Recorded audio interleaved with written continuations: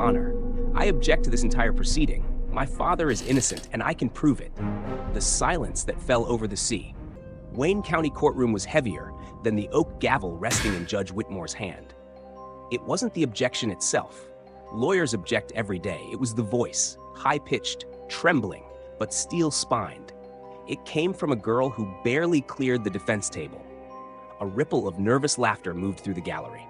The prosecution, a shark in a $3,000 suit, didn't even bother to look up from his notes. But the judge wasn't laughing.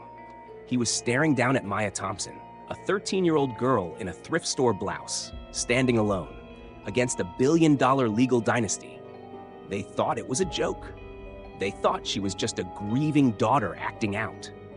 They didn't know this 13-year-old knew more about the intricacies of corporate fraud than the partners sitting in the front row. They didn't know she was holding a secret that wouldn't just free her father. It would burn their entire firm to the ground. But to understand how a middle schooler ended up holding a courtroom hostage, we have to go back, before the gavel, before the betrayal, to a quiet Tuesday morning in the gleaming glass tower of Whitmore & Associates.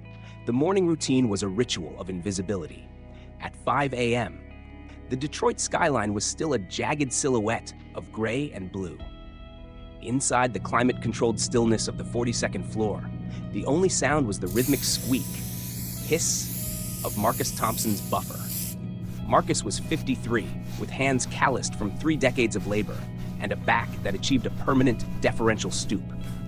For 20 years, he had been the ghost of Whitmore & Associates.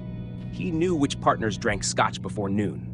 He knew who was sleeping with their paralegal, based on the lipstick stains on the Starbucks cups in the trash. He polished the brass nameplates of men who hadn't looked him in the eye since the Clinton administration. "Morning, Mr. Marcus," a voice chirped. Marcus paused, wiping sweat from his forehead. Stephanie, the receptionist. She was the only person in the building who knew his first name. "Morning, Steph." Marcus smiled, the expression crinkling the corners of his tired eyes. "How's that, grandbaby? Finally sleeping through the night? Only when she feels like it." Stephanie laughed, organizing a stack of deposition files. "Hey, big day for Maya, right?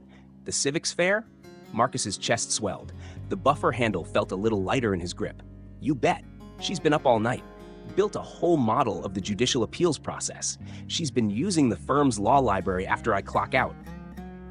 Mr. Whitmore Sr. gave her the green light years ago. God rest his soul."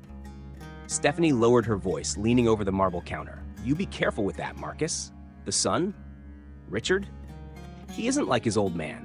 He counts the paper clips." "I know," Marcus said, his voice dropping to a whisper. "But Maya, she eats those books, Steph.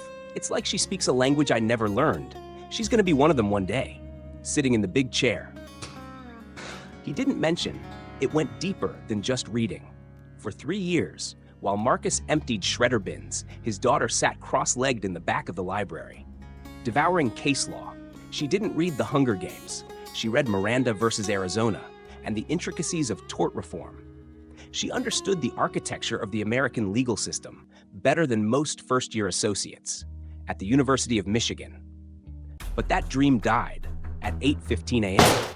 The double doors of the executive suite slammed open. The sound cracked through the lobby like a gunshot.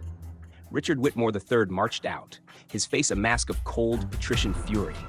He was a man who wore entitlement like a second skin, crisp suit, jaw clenched, eyes scanning the room for something to destroy. "Where is he?" Richard barked. "Where is the janitor?" Marcus froze. He was polishing the receptionist's desk, a rag in his hand. His stomach did a slow, sick somersault. "Mr. Whitmore," Marcus said. "Is something wrong, sir?" "Wrong?" Richard stopped in front of him, looming. He smelled of expensive cologne and fear. The Kensington affidavits are gone. Confidential merger documents worth $40 million. Missing from the secure archive. Marcus blinked, confused. I don't go in the archive, sir. My keycard doesn't work on those doors. That's what I thought." Richard hissed. He pulled out an iPad, tapping the screen aggressively. "But the log shows an entry at 9:45 p.m. last night, used by a maintenance override. Your override. That's impossible." Marcus stammered, his hands shaking. "I was on the cleaner's floor. You can check the security cameras." Richard's smile was thin, razor sharp, and devoid of humor.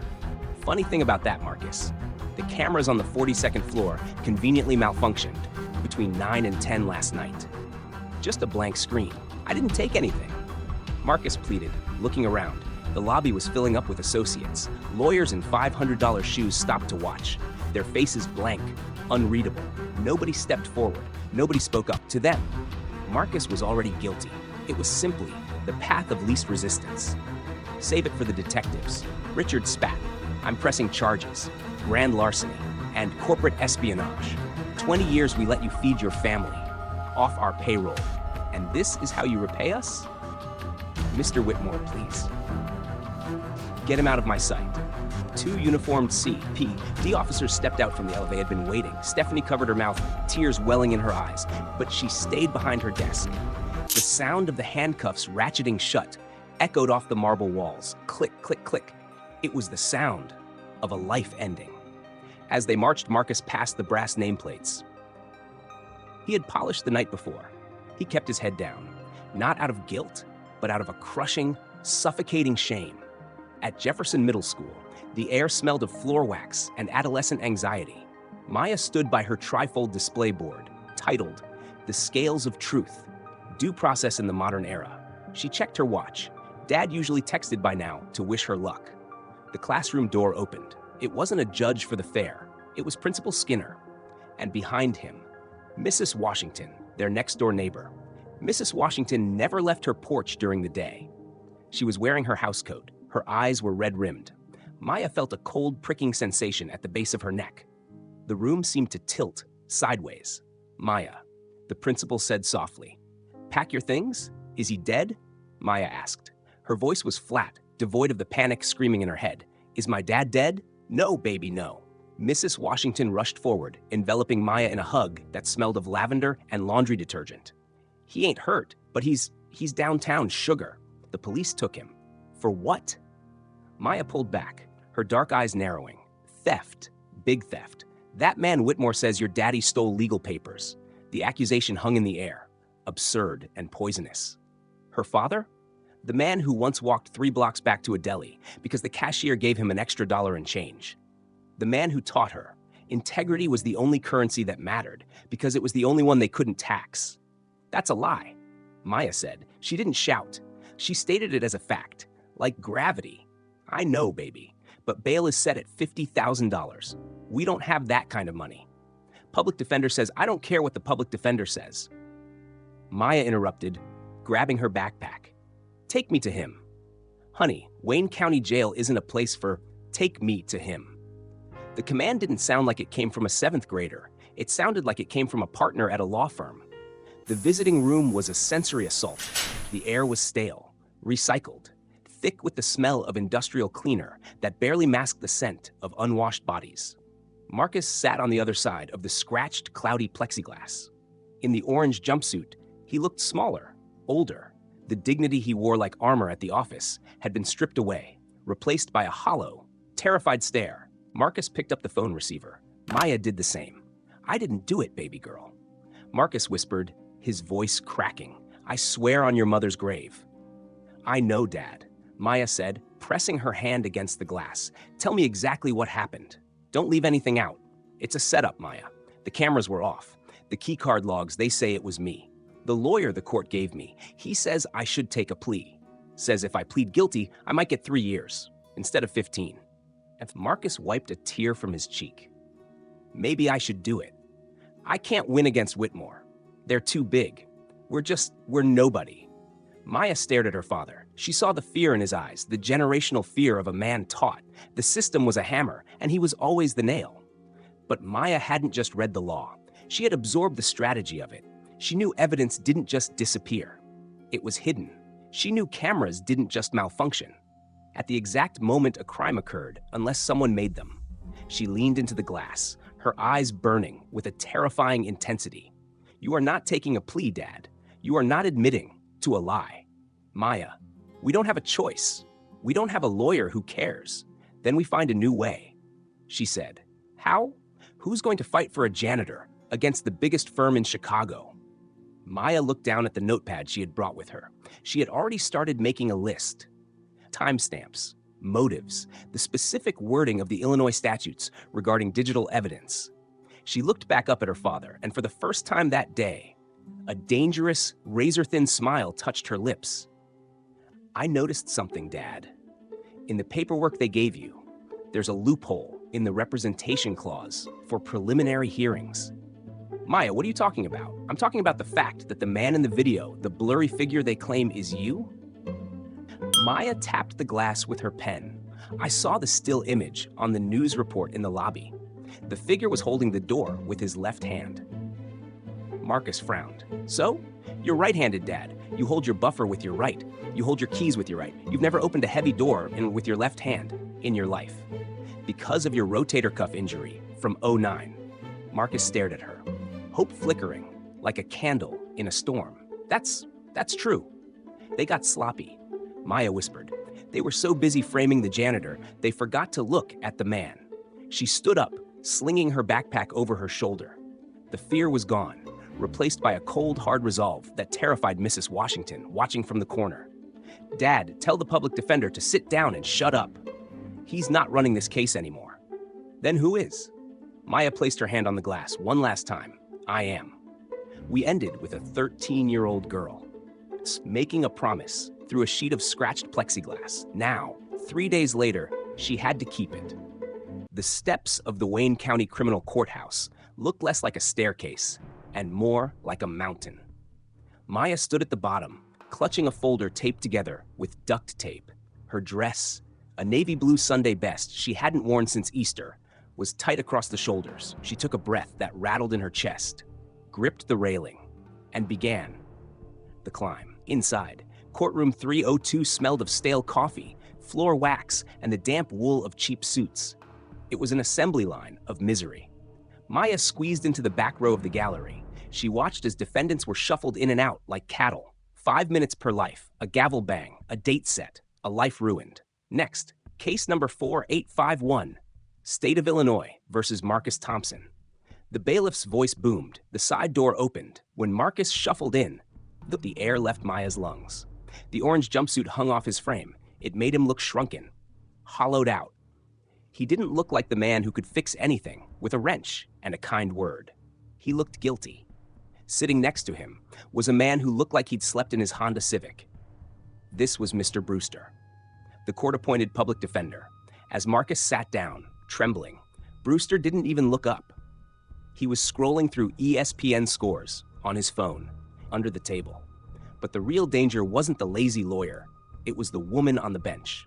Judge Eleanor Whitmore sat high above them, her face carved from granite. Maya had done her homework. Eleanor was a third-generation Harvard Law graduate, a pillar of Chicago high society and the biological aunt of Richard Whitmore III, the man who had accused her father.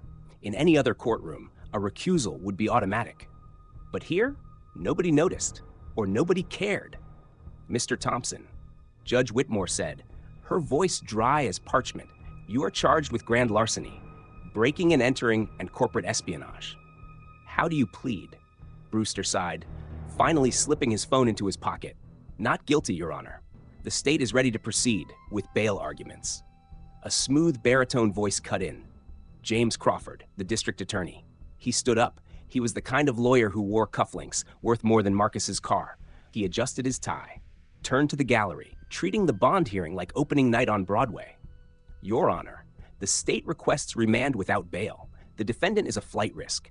He used a stolen keycard to access a restricted archive. He bypassed a security system that protects millions of dollars in sensitive assets." "That's ridiculous," Marcus blurted out, his voice cracking. "I've lived in the same apartment for 20 years. Where am I going to go?" Bang! The gavel strike was deafening. "The defendant will remain silent." Judge Whitmore snapped, her eyes narrowing behind wire-rimmed glasses. Marcus shrank back. Brewster leaned over, but instead of comforting him, he whispered, loud enough for the front row to hear, "Marcus, shut up. You're making it worse. Just take the plea when they offer it." Maya's fingernails dug into her palms until they bled. Crawford wasn't done. He picked up a manila envelope, holding it aloft, like a smoking gun. Furthermore, Your Honor, we have evidence of premeditation. Witness testimony confirms the defendant spent hours in the firm's law library late at night. Crawford paused for effect, letting the accusation hang in dead air. He claimed to be cleaning, but we believe he was studying the firm's security protocols and casing the office for high-value targets. Marcus looked like he'd been punched in the gut.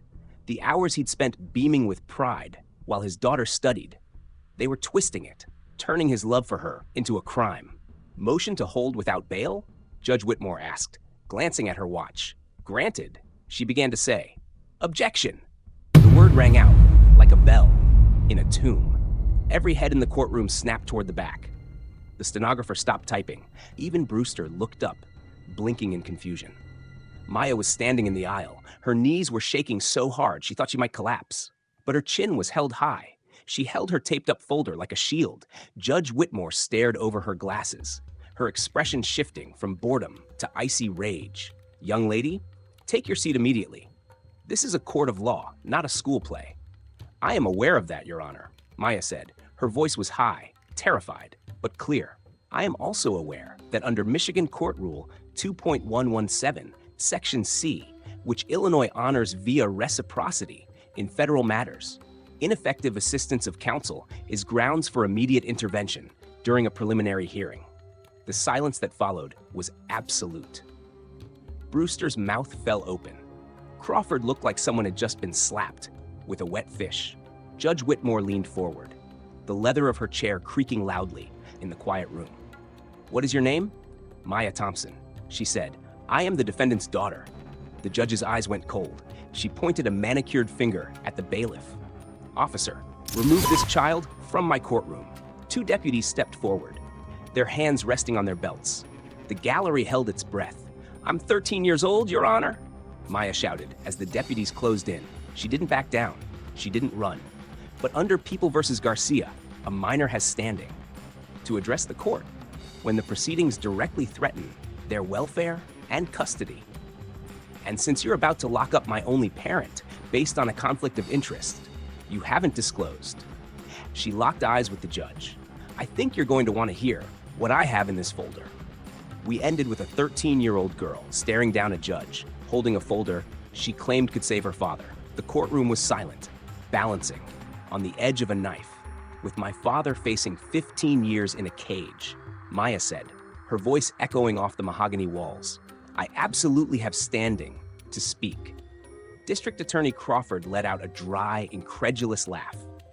He smoothed the lapels of his $3,000 suit, looking at the gallery like he was sharing a private joke. Your Honor, this is absurd. She's a child playing dress-up. We are wasting the court's time.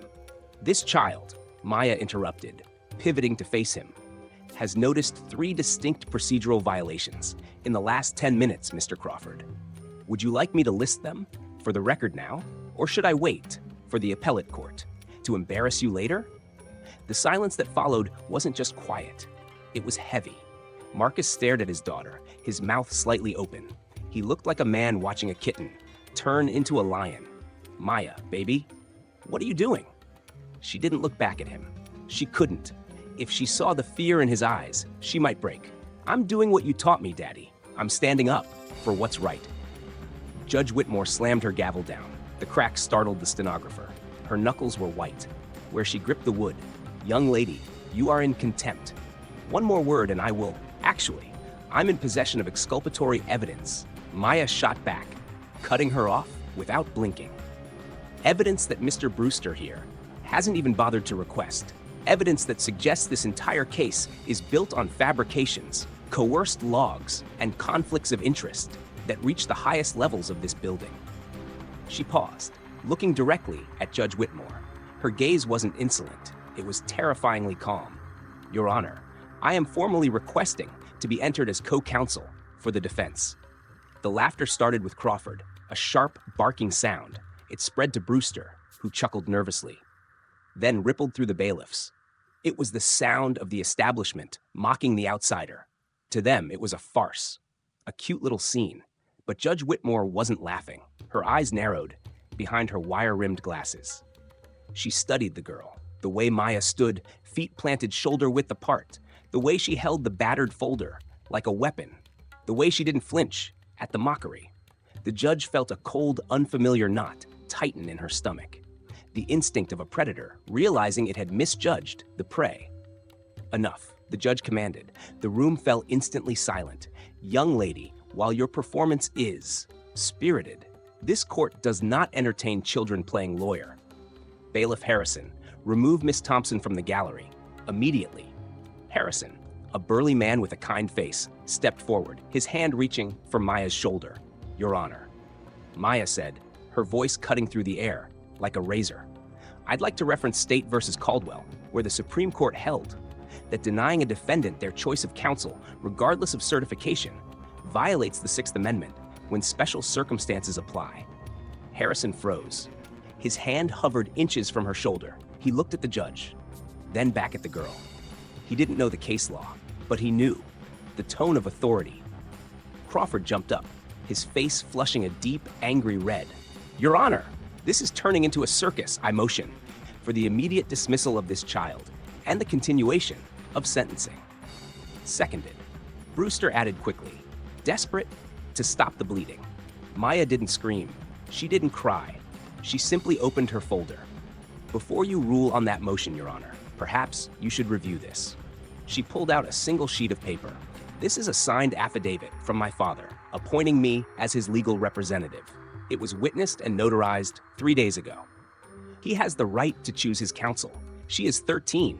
Crawford shouted, losing his composure completely. She cannot practice law. Mozart was composing symphonies at 5.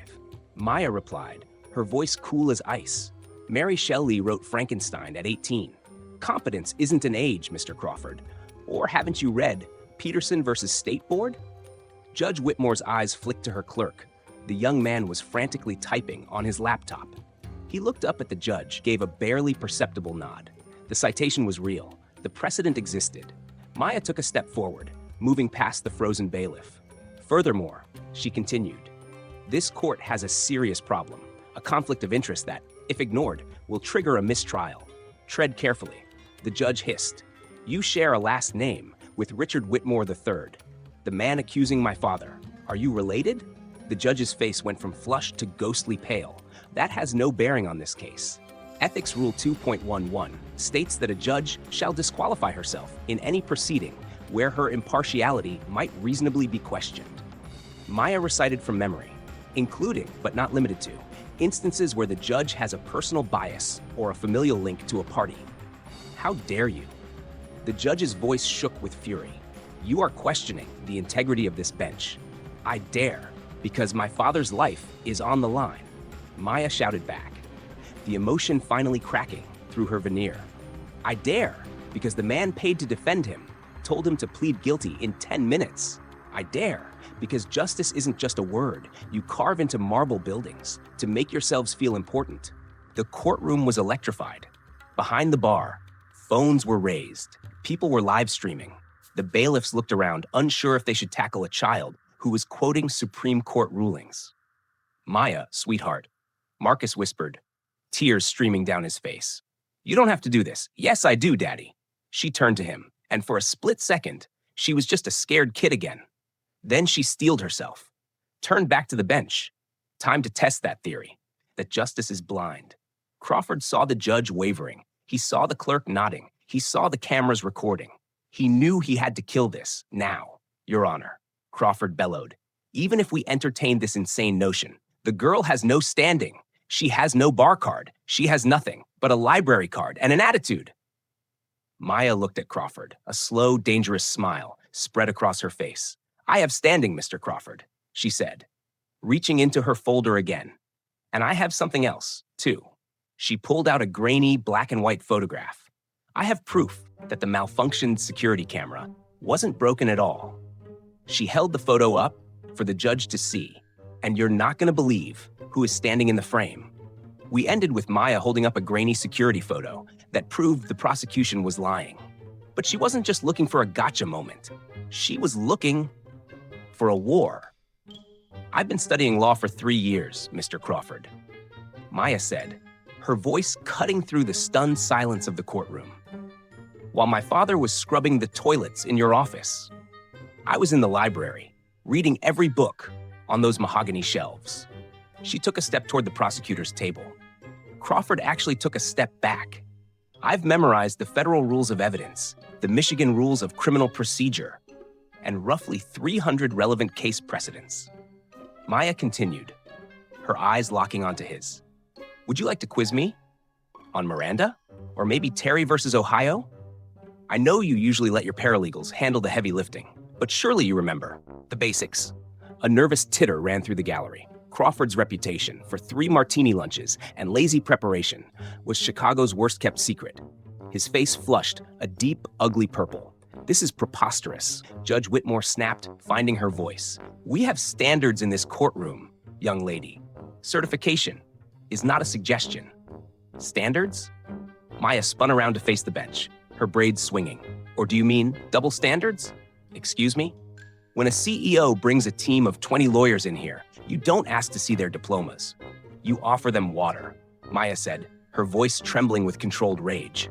But when a janitor's daughter tries to defend an innocent man because the court-appointed lawyer is too busy checking his fantasy football team, suddenly you're concerned about paperwork? Lincoln never went to law school. She added it like a jab. Neither did John Marshall. The bar exam is a gatekeeping mechanism, Your Honor, not a constitutional requirement. She slammed the folder down on the defense table. It sounded like a gunshot. This is a motion for the immediate disclosure of all evidence against Marcus Thompson. She announced, I am invoking Brady versus Maryland. I want the raw files of the supposedly corrupted security footage. I want the unedited keycard logs. And I want the witness statements. You buried. You can't just... Crawford started, lunging forward. I can, and I am. Maya shot back. Unless you're hiding something. Crawford froze. The air in the room seemed to drop 10 degrees. I am also filing a motion for your recusal, Judge Whitmore, based on familial connection to the victim, and a motion to dismiss based on prosecutorial misconduct. Misconduct? Crawford sputtered. Be very careful. Little girl. Maya smiled. It wasn't a nice smile. It was the smile of a predator who had just sprung a trap. You failed to disclose exculpatory evidence, Mr. Crawford. Specifically, the fact that 3 other keycards accessed the secure archive that night. The gallery gasped. You failed to disclose that the corruption in the video files only affects cameras pointing at the executive elevator, while the hallway cameras are perfectly clear. She continued, counting off on her fingers. And you failed to explain how my father's keycard was used to open the archive on the 42nd floor at 9:45 p.m. when a time-stamped receipt from the parking garage shows him swiping out of the basement level at 9:46 p.m. She paused for effect. Unless my father has mastered the art of teleportation, the state's timeline is a physical impossibility. The courtroom erupted. Reporters were shouting questions. The bailiffs looked around wildly. Judge Whitmore was banging her gavel so hard, it threatened to splinter the wood. Order! Order in this court! The judge screamed. She turned her glare on Maya, a vein throbbing in her forehead. How could you possibly know all of that? The discovery phase hasn't even begun. Because I did the work, Maya said simply. I didn't just read the summary like Mr. Brewster here. I went to the building. I talked to the night shift security guards.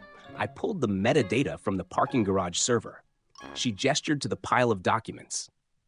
I have sworn affidavits from 3 witnesses who saw executives in the building that night. People who weren't on the log. I have proof that someone with administrator access altered the keycard database to frame my father. That's impossible, Crawford whispered, looking at the judge, panic in his eyes. No, Maya said. What's impossible is expecting justice in a system where a 13-year-old has to do the job that grown men are paid 6 figures to ignore. Marcus was weeping openly now, his head in his hands. But they weren't tears of fear anymore. They were tears of awe. Judge Whitmore stared at the girl. The contempt in her eyes was gone, replaced by something much more dangerous, fear. She realized she wasn't dealing with a grieving child. She was dealing with a force of nature. Miss Thompson, the judge said, her voice dropping to a low, lethal register. While your enthusiasm is noted, I cannot allow a minor to hijack these proceedings. Bailiff, confiscate that folder, and remove her from the courtroom. Now, Bailiff Harrison stepped forward. His face grim, he reached for Maya's arm. "Then you leave me no choice," Maya said. She reached into her pocket. Not for a weapon, for her smartphone. "I'm live streaming this," she announced, holding the screen up for the judge to see. "I'm broadcasting to my school's legal club, the ACLU's tip line, and about 15 local news outlets. The stream title is, 'Judge Denies Defendant Right to Counsel to Protect Her Nephew.'" She tapped the screen. "We have 8,000 viewers, Your Honor. And the comments are moving so fast I can't even read them." Crawford looked like he was about to have a stroke. "She can't do that. Filming in court is illegal." "Actually," Maya said, her eyes never leaving the judge's face. "Michigan Court Rule 8.109 allows for electronic recording when it serves the interests of justice. And given that you're trying to railroad an innocent man while his lawyer plays Candy Crush." She turned the phone, so the camera lens pointed directly at Judge Whitmore's pale, terrified face. "I'd say the world deserves to see what American justice really looks like." We ended with a smartphone camera pointed like a loaded weapon at a federal judge and 8,000 people watching live. In the courtroom, the effect was instantaneous. Mr. Brewster, the court-appointed lawyer, turned the color of old milk.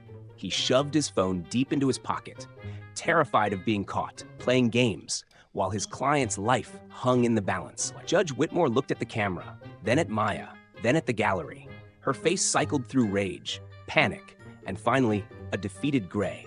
She knew she was trapped in the one place her gavel couldn't silence, the court of public opinion. "We will take a 30-minute recess," she announced, her voice trembling slightly, "to consider the unusual circumstances." As the judge retreated to her chambers, the courtroom exploded. The bailiffs, usually quick to shout, "Order," stood frozen, unsure if they should arrest the 13-year-old girl or ask for her autograph. Maya didn't move. She walked straight to the defense table. "Baby girl," Marcus whispered, grabbing her hand. His palms were sweating. "Where did you learn to do that? To talk to them? Like that?" Maya offered a tired, fragile smile. "From you, Daddy. You taught me to never back down when you're right. The law books? They just gave me the vocabulary to say it." Inside the judge's chambers, the silence was suffocating. Eleanor Whitmore stared at her iPhone. The live stream count had jumped to 12,000. On Twitter, #LetMayaSpeak was trending above the NBA playoffs. Her private line was blinking red. It was her nephew, Richard Whitmore III. She pulled the cord out of the wall. The Michigan Bar Association had already tweeted a statement. "We are monitoring the Thompson proceedings closely." She poured a glass of water, her hand shaking so hard she spilled half of it on the mahogany desk. She had two choices. She could cite the girl for contempt, throw her in juvenile detention, and face the wrath of an awakened internet mob. Or she could do something unprecedented. She could let the circus continue and pray the girl tripped over her own shoelaces. When the bailiff opened the doors, 30 minutes later, the atmosphere had shifted. It wasn't a courtroom anymore. It was a coliseum. Every seat was filled. Reporters were squeezed into the back, cameras rolling. The live stream counter on Maya's phone, propped up on the defense table, now read 50,000 viewers. Judge Whitmore took her seat. She looked every minute of her 65 years. She peered over her spectacles at Maya, a child in a dress, 2 sizes too small, holding a cardboard folder like a shield. "Miss Thompson," the judge began, the room falling deathly silent. "This court finds itself in uncharted waters. While there is no specific Michigan statute explicitly banning a minor from assisting in a defense, there is certainly no precedent for it." Maya stood up, her spine straight as a rod. "With respect, Your Honor, Brown versus Board of Education had no precedent either. Sometimes justice requires a first step." A low murmur of approval rippled through the gallery. Crawford, the prosecutor, scoffed audibly. However, the judge continued, ignoring the disruption. "Given the constitutional stakes, I am willing to consider a compromise." Crawford shot out of his chair. "Your Honor, I must object. This is insanity. Sit down, Mr. Crawford." The judge's tone was sharp enough to cut glass. She turned back to Maya. "Miss Thompson, I will allow you to present your case under one condition. You must demonstrate your competency right now. Consider this an oral bar exam. Maya didn't blink. She lifted her chin. I accept. This is highly irregular. Crawford sputtered, his face flushing. Is it any more irregular than a 13-year-old citing case law? Better than the district attorney? Judge Whitmore replied, dryly. Mr. Crawford, you may pose the first question. Crawford smiled. It was a nasty, predatory look. He adjusted his cufflinks, confident he was about to crush this little upstart and get back to his golf game. Very well. Crawford said, stepping into the aisle, explain the concept of mens rea. Mens rea and its 4 levels under the Model Penal Code. He crossed his arms, waiting for her to stumble. Easy, Maya said. Her voice didn't waver, meaning guilty mind refers to the mental state required to establish criminal liability. The Model Penal Code identifies 4 levels, purposely, meaning a conscious objective to engage in conduct, knowingly, being aware, of the nature of the conduct. Recklessly, a conscious disregard of risk, and negligently, a failure to be aware of that risk. She took a step toward him. However, in this case, the prosecution hasn't established any level of mens rea for my father. You have no motive, no intent, and no proof of mindset. Your charges are fundamentally hollow, at the core. Crawford's smile faltered. He cleared his throat. Fine. What is the standard for admissibility of evidence? Under the federal rules? Rule 401. Maya fired back. Evidence is relevant if it has any tendency to make a fact more or less probable. But Rule 403 allows for exclusion if the probative value is outweighed by the danger of unfair prejudice. She pointed to the prosecutor's table. Speaking of which, your corrupted video evidence fails both standards. It proves nothing. It confuses the jury, and it exists solely to prejudice the court against a poor man. It should be inadmissible on principle. She's destroying him. Someone whispered in the gallery. Crawford was sweating now. He wiped his forehead with a handkerchief. Define the Brady Doctrine, he shouted, desperation creeping into his voice. Brady versus Maryland, Maya said, her voice dropping an octave, deadly serious.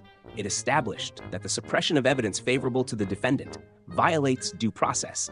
The prosecution has an affirmative duty to disclose exculpatory evidence. She locked eyes with him. And you have already violated Brady by failing to disclose the multiple keycard entries I mentioned 10 minutes ago. You are actively breaking the law to hide the truth. Enough. Judge Whitmore intervened. Crawford looked like he'd gone 12 rounds with a heavyweight. My turn, the judge said. She leaned forward, her expression unreadable. Miss Thompson, what are the specific elements required to prove grand theft in the state of Michigan? Under Michigan Compiled Laws 750.356, Maya recited, the prosecution must prove 4 things. 1, the property belonged to another. 2, the defendant took it without consent. 3, there was intent to permanently deprive. And 4, the property exceeded $1,000 in value. She paused, letting the silence hang for a heartbeat. They have proven none of these elements, Maya said softly, but I can prove who did. The court is satisfied. Judge Whitmore said, banging the gavel. Mr. Brewster is dismissed. Miss Thompson, you are recognized as co-counsel, pro hoc vice, for the duration of this hearing. Thank you, Your Honor, Maya said. She didn't celebrate, she didn't smile. She turned to the stunned prosecutor now. She said, opening her folder to a page, marked with red ink, since I am now counsel, I would like to call my first witness to the stand. We haven't subpoenaed anyone, Crawford yelled. Actually, he's already here, Maya said, pointing to the back of the courtroom. All heads turned.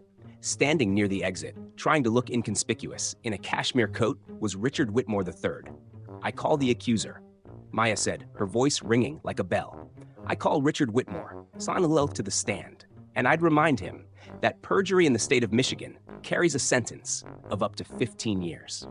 We ended with Maya attempting to call her father's accuser to the stand, a move that threatened to blow the entire case wide open. But Judge Whitmore wasn't ready to let a middle schooler dictate the docket. Not without a test. Motion denied, Judge Whitmore said, though her voice lacked its usual steel. The defense does not present its case until the prosecution has rested. But before we proceed, you made a claim about competency, Miss Thompson. The judge leaned over the bench, her eyes hard. You want to play lawyer? Then prove you know the rules. Explain the chain of custody regarding digital evidence. Maya didn't hesitate. She didn't even look at her notes. Chain of custody requires unbroken documentation of evidence handling from collection to trial, she said, her voice projecting to the back of the room. Every transfer must be recorded to prevent tampering. In this case, the prosecution has failed to produce a single log showing who handled the server drives, when the so-called corruption was discovered, or who had administrator access to the system during the blackout window. Mr. Brewster, the public defender, suddenly perked up, sensing a moment to look useful. And, what about double jeopardy protections? Maya turned to him, and the look of withering disdain she gave him was caught in 4K resolution by 50,000 smartphones. Double jeopardy prohibits trying someone twice for the same offense, Mr. Brewster, she said, speaking to him like a slow child. But jeopardy only attaches when a jury is sworn in or the first witness takes the oath. It doesn't apply here yet. But I'm sure you knew that from your extensive 10 minutes of preparation in the hallway. A ripple of laughter tore through the gallery. Even the bailiff smirked, covering it with a cough. Judge Whitmore fired off 3 more questions. Miranda triggers, the fruit of the poisonous tree doctrine, and the burden of proof standards. Maya returned every volley with speed and precision, like a seasoned litigator, citing specific Michigan precedents for each. Finally, Crawford slammed his hand on the table. "This is a parlor trick," he shouted. "This is all theoretical. She has no practical experience. She has no understanding of how real courts work." "Real courts?" Maya interrupted, spinning on her heel to face him. "You mean courts where public defenders tell innocent men to plead guilty because it's less paperwork? Where prosecutors bury exculpatory evidence because their conviction rate matters more than the truth? Where judges let their family dinners influence their rulings?" She turned to the camera, live streaming on the table. "I may be 13, Mr. Crawford, but I know the difference between how the justice system is supposed to work and how it actually works for people like my father. The question is, which version are we going to see today?" The silence that followed was absolute. Marcus Thompson watched his daughter with a look of terrified awe. He realized then he wasn't looking at his little girl anymore. He was looking at a warrior. Judge Whitmore cleared her throat. She looked at the live stream count, she looked at the furious prosecutor, and she looked at the girl who refused to break. "Very well," the judge said, the words heavy in the air. "This court will allow Maya Thompson to serve as co-counsel for the defense. Pro hoc vice. Mr. Brewster will remain as counsel of record for procedural filing purposes only." The gallery erupted. It wasn't polite applause. It was the roar of a crowd, sensing a gladiator match. Crawford looked like he'd been punched in the throat. Brewster slumped in his chair, visibly relieved to be relieved of duty. However, the judge shouted over the noise, pointing a finger at Maya. "You will be held to the same standards as any officer of this court. One outburst, one violation of procedure, and you will be removed in handcuffs. Is that understood?" "Perfectly, Your Honor." "Then let's proceed. Mr. Crawford, call your first witness." Crawford scrambled to reorganize his notes. His easy slam dunk case was disintegrating. He needed a win, and he needed it fast. The state calls Bradley Hutchins' son. The side door opened, and the night security supervisor for Whitmore and Associates walked in. He was a thick-set man with a neck that spilled over his collar. He was sweating despite the air conditioning. As he took the stand, Maya noticed his eyes darting toward the back of the room. She followed his gaze. Standing in the shadows of the gallery entrance was Richard Whitmore III. He had slipped back in, his face a mask of dark, simmering fury, his eyes locked on Hutchinson. The puppet master was checking on his strings. "State your name for the record," Crawford said, trying to regain his rhythm. "Bradley Hutchins' son. I'm the night security supervisor at the firm. Mr. Hutchinson, tell us about the night of October 15th. Hutchinson wiped his palms on his knees. I was monitoring the feeds. I noticed irregular keycard activity in the secure filing area. Marcus Thompson's card was used to access the restricted zone multiple times between 11 p.m. and 2 a.m. And Mr. Thompson wasn't authorized to be there? No, sir. Janitors are strictly common areas and offices. The archive is off limits. Maya was writing furiously on her legal pad. Her hand was steady, but her heart was hammering against her ribs. She had caught it. A tiny, insignificant detail. Crawford had glossed over. "What did you do when you noticed this activity?" Crawford asked. "I tried to pull up the live video feed to verify." Hutchinson said, his voice rehearsed. "But the cameras were down. System error. The logs showed multiple failures. How convenient for the defendant." Crawford sneered, playing to the jury box. "That wasn't there yet. No further questions." Judge Whitmore nodded. "Miss Thompson, your witness." Maya stood up, slowly. She picked up her cardboard folder. It didn't look like much compared to Crawford's leather briefcase. But to Hutchinson, it seemed to weigh 1,000 pounds. She walked to the podium. She didn't look at the judge. She didn't look at her father. She looked directly at Bradley Hutchinson. And she saw the fear vibrating off him like heat waves. "Mr. Hutchinson," Maya began, her voice deceptively sweet. "You just testified that the video feed was corrupted, correct? That you saw nothing on the screen?" "That's right," Hutchinson said, relaxing slightly. "Just static. And yet," Maya said, pulling a single sheet of paper from her folder, "you also testified that you saw my father's keycard being used. The system logs it. The name pops up on my monitor." "I see." Maya took a step closer. "So if the camera feed was static and you were sitting in the basement security office, how did you know who was holding the card?" Hutchinson blinked. What? "A keycard is a piece of plastic, Mr. Hutchinson. It doesn't have a face. If the cameras were down..." "You didn't see Marcus Thompson. You saw a piece of plastic opening a door." She slammed the paper onto the railing. "So tell me, how did you know to call the police on my father? Specifically, unless you already knew who was being framed before the alarm even went off." We ended with a simple question. How did the witness know to call the police? Bradley Hutchinson, the night security supervisor, stared at Maya from the witness stand. He opened his mouth. Nothing came out. He looked like a man trying to swallow a razor blade. "Mr. Hutchinson." Maya pressed, her voice echoing in the silent courtroom. "You said you started your shift at 11 p.m. That's when you noticed the irregular activity, correct?" "That's correct," Hutchinson stammered, his eyes darting to the prosecutor. "Interesting." Maya picked up a sheet of paper from her table. "Because I have the biometric clock-in logs from October 15th, right here. And according to the server, you didn't swipe your badge until 11:47 p.m. She held the paper up for the gallery to see. Were you lying about your start time, Mr. Hutchinson? Or were you just careless with the facts?" Hutchinson shifted in his seat, the leather creaking loudly. "I was approximately on time. I had car trouble." 47 minutes of car trouble? Maya asked, arching an eyebrow. "Did you report this delay to your supervisor?" "No. I handled it quietly. Like you handle other things quietly?" Maya's eyes sharpened. "Tell me, who has administrator access to the keycard system?" Hutchinson mumbled. "Senior management, IT heads, security supervisors." "Security supervisors? Like you?" "Objection!" Crawford shouted, jumping to his feet. "Relevance! It goes to alternative theories of access, Your Honor." Maya shot back, without looking at him. "I'll allow it," Judge Whitmore said, leaning forward. She was watching Maya with a mixture of dread and fascination. Maya turned back to the witness. "So, you could have altered the keycard logs." "I would never. I didn't ask if you would," Maya said, her voice dropping to a lethal whisper.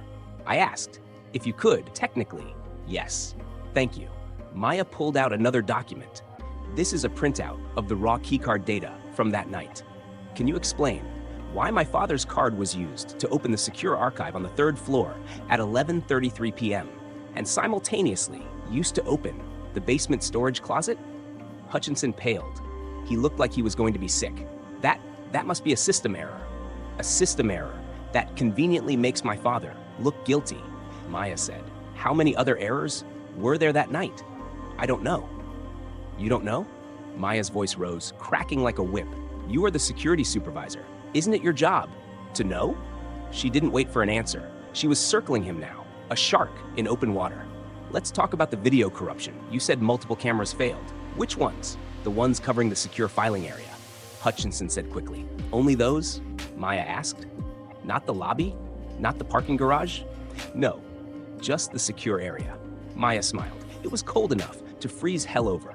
So, in a building with 47 high-definition security cameras, only the 5 that would have shown the thief's face, mysteriously corrupted at the exact moment the crime occurred?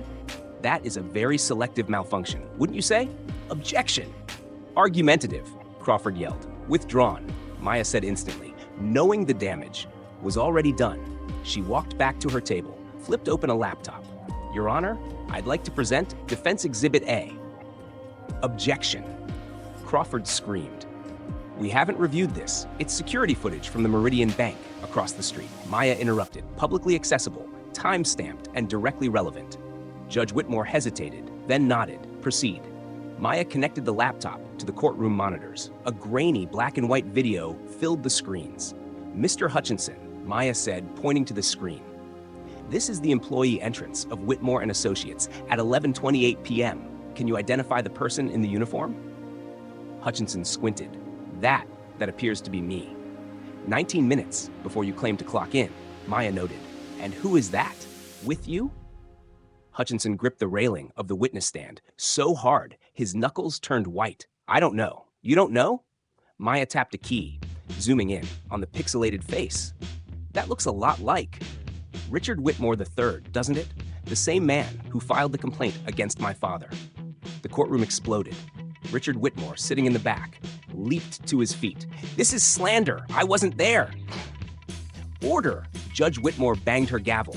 Her face pale. Mr. Whitmore, sit down or be removed. Maya waited for the noise to die down. She stood in the center of the storm, perfectly calm. Mr. Hutchinson, she continued, why was Richard Whitmore entering the building with you at 11:28 p.m. when he told the police in a sworn statement that he left at 6 p.m. and didn't return until morning? We just happened to arrive at the same time. Hutchinson stammered. Just happened? Maya pulled out another document. Was he lying to the police then? Or are you lying to this court now? Objection. Speculation, Crawford yelled, panic rising in his voice. It's evidence, Maya countered, spinning on him. Evidence that the prosecution either didn't bother to find or deliberately ignored. She turned back to Hutchinson, leaning in close. Mr. Hutchinson, I'll ask you directly. Did Richard Whitmore III ask you to alter the keycard logs to frame my father? No, absolutely not. Then explain this. Maya produced one final document, bank records, showing a cash deposit of $10,000 into your personal checking account on the morning of October 16th. Where did that money come from? Hutchinson was sweating profusely now. That was a loan from my brother. Your brother, who lives in Seattle and has been unemployed for 2 years? Maya asked, raising an eyebrow. How did you? Public records, Mr. Hutchinson. Maya cut in. It's amazing what you can find when you actually look. She turned to the bench. Your Honor, I move to treat this witness as hostile and request an immediate subpoena for his financial records and phone data. Judge Whitmore looked shaken, the foundation of her courtroom crumbling beneath her. This is a fishing expedition, Crawford cried, flailing, a child playing detective. This child, Maya said, her voice trembling with righteous fury, has uncovered more evidence in 3 days than you did in your entire investigation. Either you are incompetent, Mr. Crawford, or you are complicit. Which is it? How dare you? How dare you? Maya shouted back, her composure finally cracking. You were ready to send my father to prison for 15 years based on lies and doctored logs. You didn't investigate because you didn't care. He's just a janitor to you, right? Disposable. She turned back to Hutchinson. One last question. Who else was in the building that night? Just the cleaning crew. Hutchinson whispered. Marcus Thompson, Maria Gonzalez, Samuel Chen. That's interesting, Maya said, pulling out her phone. Because I have the work schedule right here. Maria Gonzalez called in sick with the flu. Samuel Chen was on vacation in Florida. She took a step closer to the witness stand. My father was the only janitor scheduled that night. So tell me, Mr. Hutchinson, who were you really letting into the building? Hutchinson looked at Richard Whitmore III. Then he looked at the judge. Then he looked at Maya. And he broke. I want a lawyer, he sobbed. The courtroom didn't just erupt. It detonated. Reporters were shouting into their phones. Richard Whitmore was trying to push past the bailiffs toward the witness stand. Judge Whitmore looked like she had aged 10 years in 10 seconds. And in the center of the chaos, Maya Thompson turned to face the camera. "You wanted the truth?" She whispered to the lens. "We're just getting started." We ended with a witness invoking the fifth, a security chief weeping on the stand, and a 13-year-old girl staring into a camera lens, promising the war was just beginning. Ladies and gentlemen, Maya said to the gallery, her voice trembling with adrenaline, "This is what passes for justice when you're poor in America. Falsified evidence, perjured testimony, and prosecutors who don't ask questions because they've already decided the verdict over lunch." She turned back to the bench. "My father has cleaned these people's toilets for 20 years. His only crime was being convenient." Judge Whitmore looked like she wanted to disappear into the woodwork. "We will take a 1-hour recess," she murmured. As the gavel fell, the energy in the room popped like a balloon. Maya's legs turned to jelly. She stumbled, grabbing the edge of the table. But Marcus was there. Instantly, he caught her, pulled her into a hug that smelled of cheap laundry detergent and fatherly terror. "Baby girl," Marcus whispered, rocking her. "You're incredible." I'm scared, Daddy," she admitted, burying her face in his orange jumpsuit. "I'm really scared. I know. But your mama would be so proud. You're the bravest person I've ever seen." During the recess, the hallway outside Courtroom 302 was a war zone. Reporters were shouting questions at anyone with a briefcase. On CNN, legal analysts were calling Maya's cross-examination the most surgical dismantling of a prosecution case in decades. The hashtag Maya Thompson for Justice was trending worldwide, sandwiched between celebrity gossip and political scandals. But Maya wasn't watching the news. She was sitting in a quiet corner near the vending machines, splitting a stale turkey sandwich with her father. "Maya," Marcus said softly, wiping a crumb from his lip, "whatever happens next, I need you to know. Save the speech for after we win, Daddy," she said, squeezing his calloused hand. "We're not done yet." Footsteps approached. It was Crawford. The district attorney looked like he hadn't slept in a week. His tie was loosened, his arrogance replaced by a frantic, sweaty desperation. "Listen, Miss Thompson," Crawford said, his voice lowered. "Maybe we can work something out. A plea deal. Reduced charges. Time served. He walks out today with a misdemeanor." Maya looked up at him. She didn't blink. "No deals. Kid, be reasonable. You got lucky with Hutchinson, but luck runs out. You think this is luck?" Maya stood up. She was small, but in that moment, she seemed 10 feet tall. "I have signed affidavits from 3 other janitors stating that Richard Whitmore has been pressuring them to spy on rival firms. I have emails between Whitmore and Hutchinson discussing an operation in October. I have evidence of 6 similar frame jobs over the past 5 years, all targeting employees who refused to participate in corporate espionage." Crawford's face went chalk white. "How could you possibly? Because while you were planning your victory party, Mr. Crawford, I was doing what lawyers are supposed to do. I was seeking the truth." When court reconvened, Judge Whitmore looked haggard. The weight of her family name, the corruption of her nephew, and the spectacular collapse of her courtroom hung heavy in the air. "Miss Thompson," she began, her voice weary, "while your cross-examination raised serious questions, the prosecution still has the right to present its full case." "Actually, Your Honor," Maya said, standing up, "I'd like to call a witness for the defense. This is still the prosecution's case in chief." Crawford protested weakly.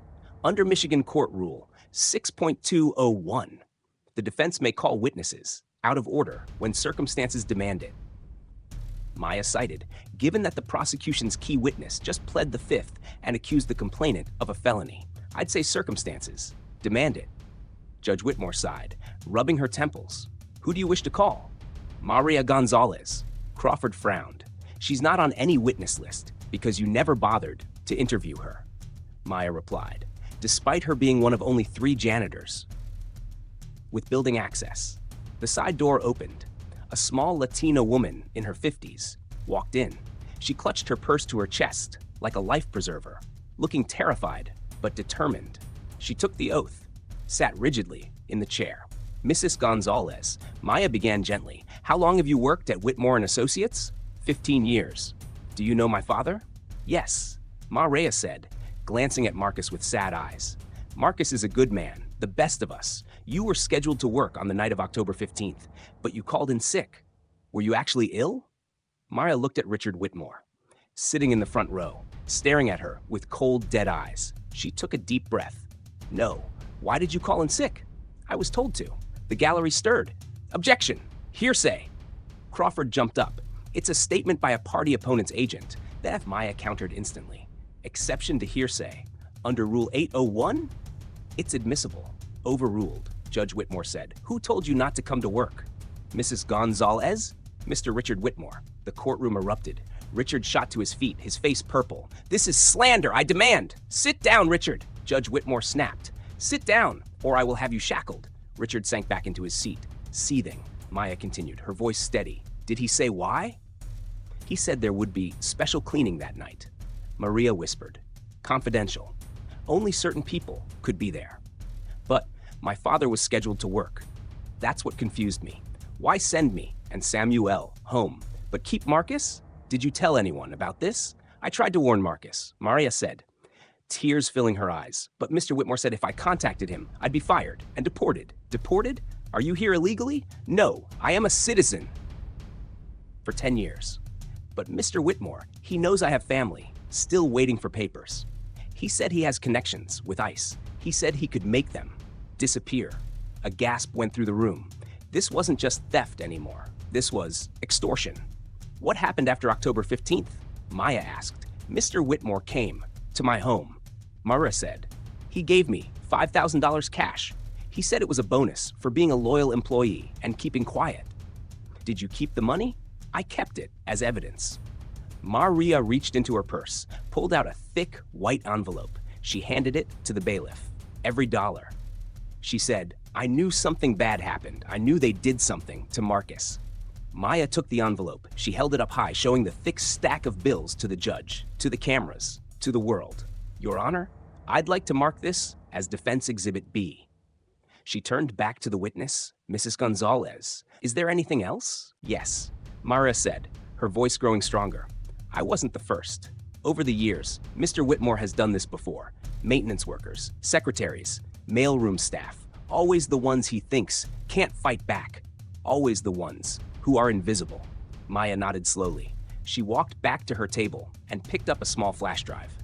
Thank you, Mrs. Gonzalez. Your Honor, based on this testimony, I would like to introduce one final piece of evidence. She plugged the drive into the laptop. You see, Mrs. Gonzalez wasn't the only one. Richard Whitmore tried to pay off, but the person he approached last week recorded the conversation. Maya pressed play, and Richard Whitmore's voice filled the courtroom. Look, I don't care if the janitor goes down for it. In fact, it's better if he does. Who's going to believe a guy who scrubs toilets over a partner at the firm? Just make sure. The drive is wiped. The recording stopped. The silence was deafening. And then, from the back of the room, came the sound of handcuffs clicking open.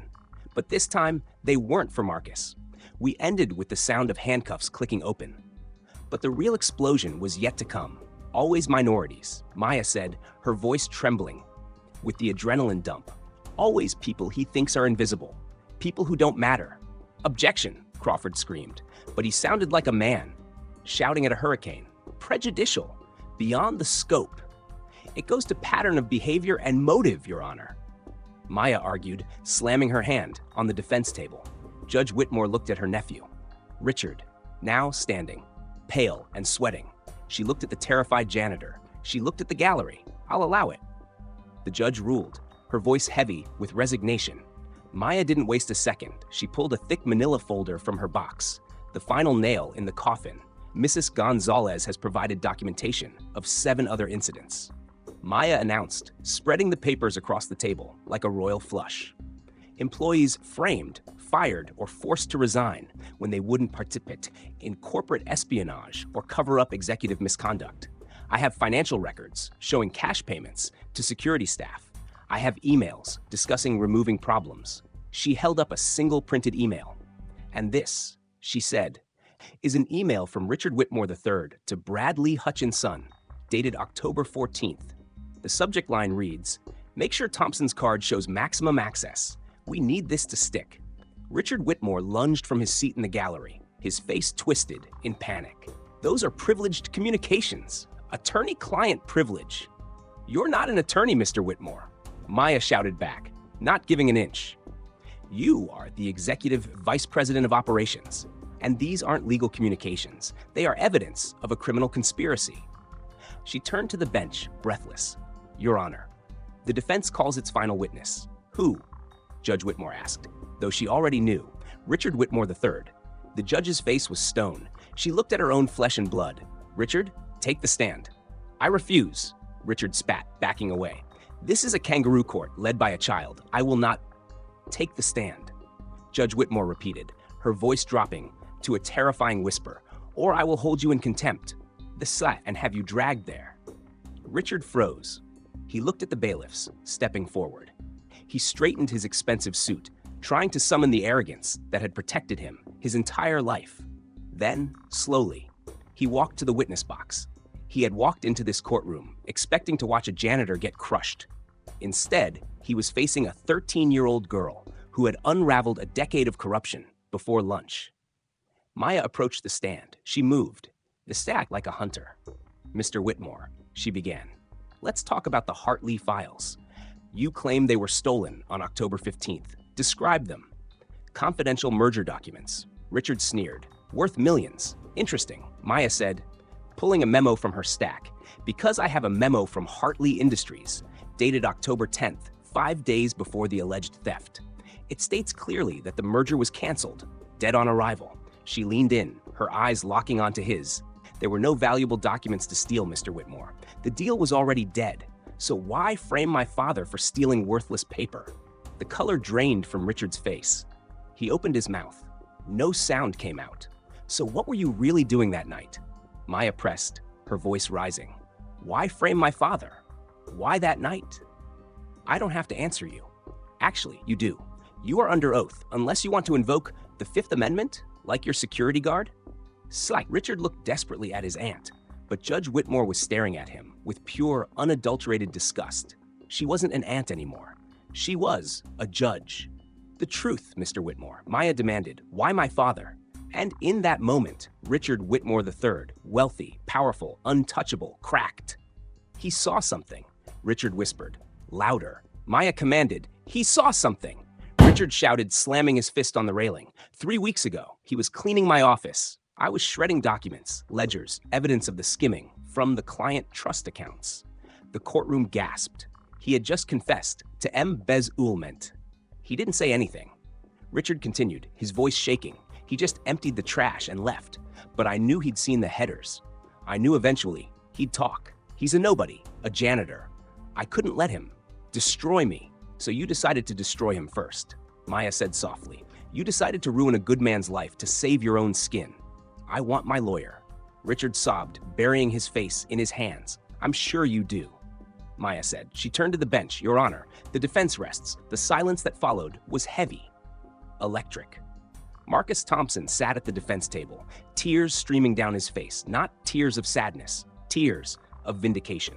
Judge Whitmore spoke slowly, each word costing her something. Mr. Crawford, does the prosecution wish to continue? District Attorney Crawford looked at his shattered case. He looked at Richard Whitmore, a man who had just confessed to multiple felonies. He looked at the 13-year-old girl who had outmaneuvered him at every turn. The prosecution moves to dismiss all charges against Marcus Thompson. Crawford whispered, so ordered. Bang. The gavel came down with finality. Mr. Thompson, you are free to go. Officers, please take Richard Whitmore and Bradley Hutchinson into custody immediately. Chaos erupted. As the bailiffs hauled a screaming Richard Whitmore away, Marcus swept Maya into his arms. They held each other, sobbing, surrounded by the flash of cameras. How did you know, baby girl? Marcus asked, pulling back to look at her. How did you know about the shredding? Maya wiped her eyes and smiled. A tired, brilliant smile. I didn't, she whispered. What? I bluffed, Daddy, but you taught me to always clean thoroughly, even the wastebasket. I figured a man like him had to be hiding something in the trash. I just needed him to believe I knew what it was. They walked out of the courtroom, hand in hand, straight into a wall of media. Microphones were shoved in their faces. Legal experts were already calling it the trial of the century. Maya raised a hand, and the shouting mob went silent. She looked directly into the lens of the nearest camera, her face projected onto screens across America, from Times Square to living rooms in Ohio.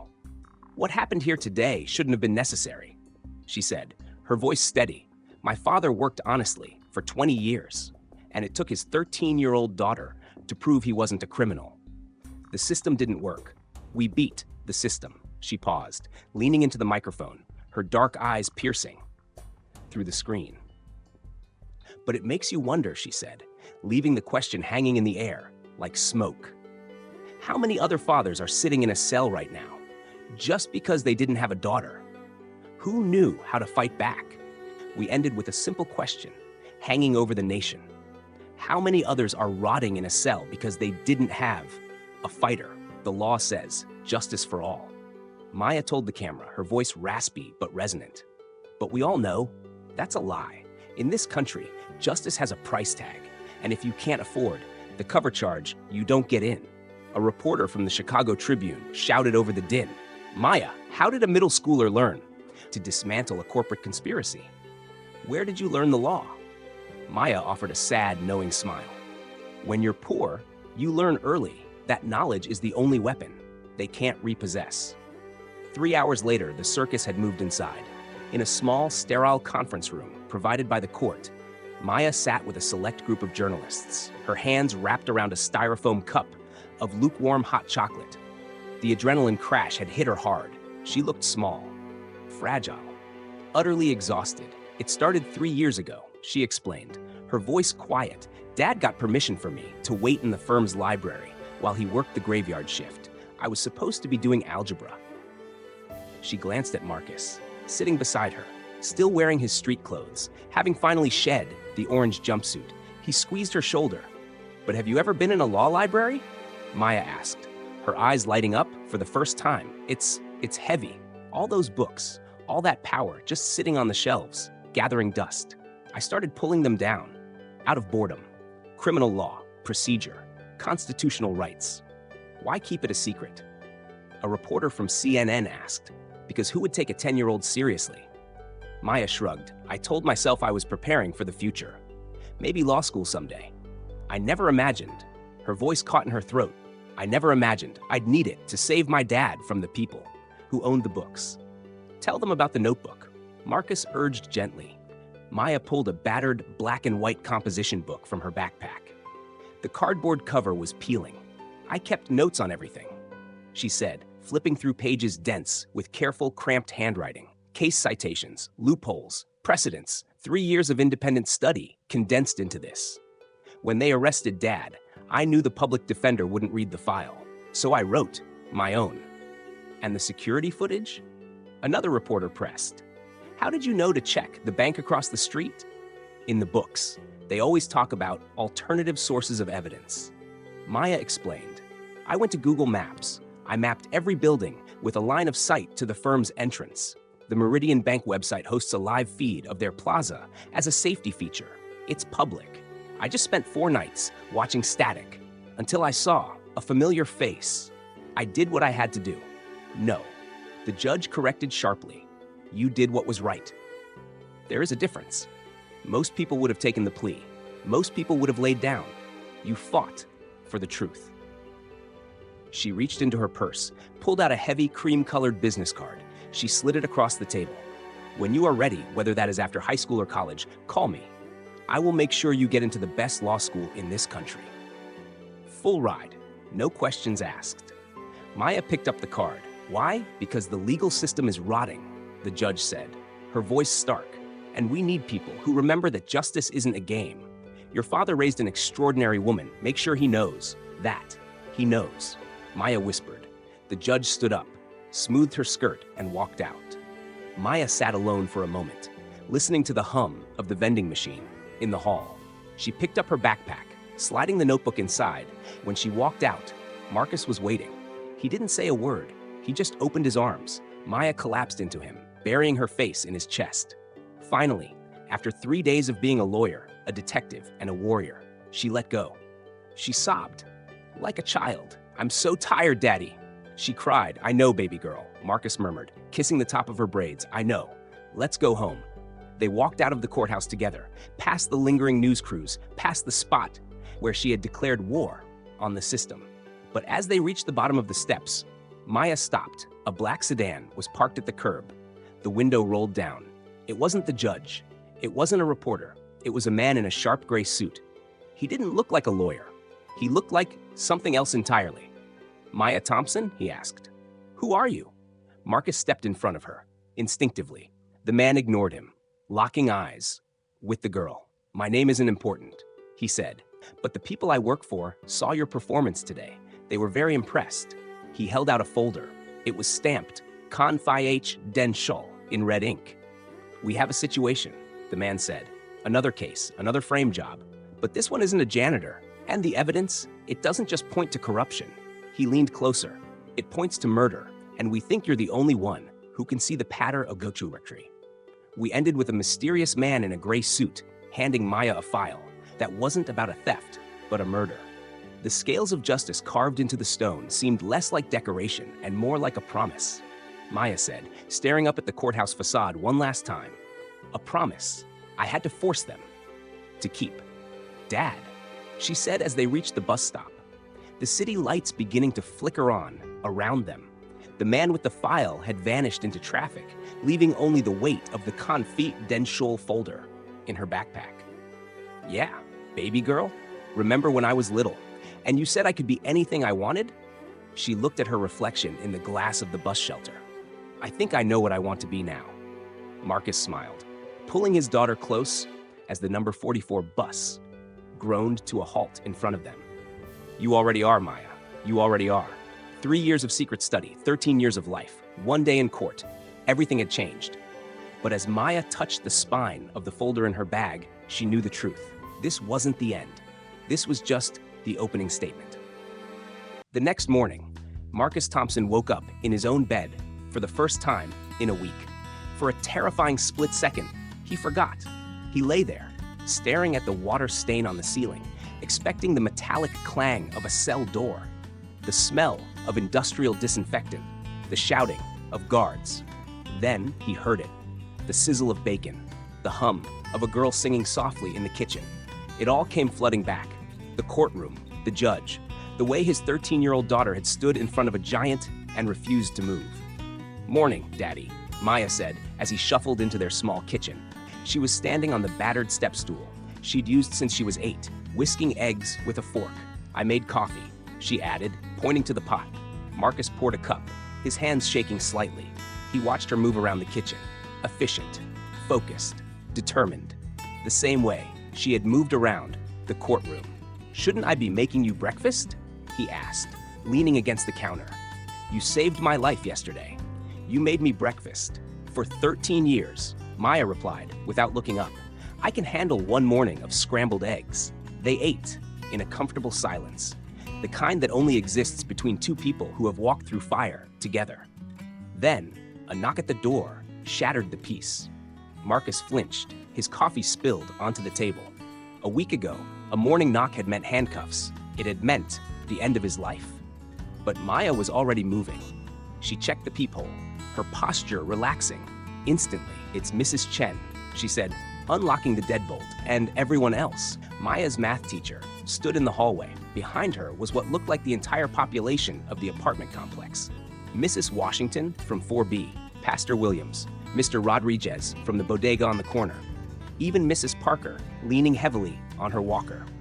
"We saw the news," Mrs. Chen said simply, holding out a Tupperware container of lasagna. "We had to come." The tiny apartment was suddenly filled with bodies, noise, and the smell of potluck food.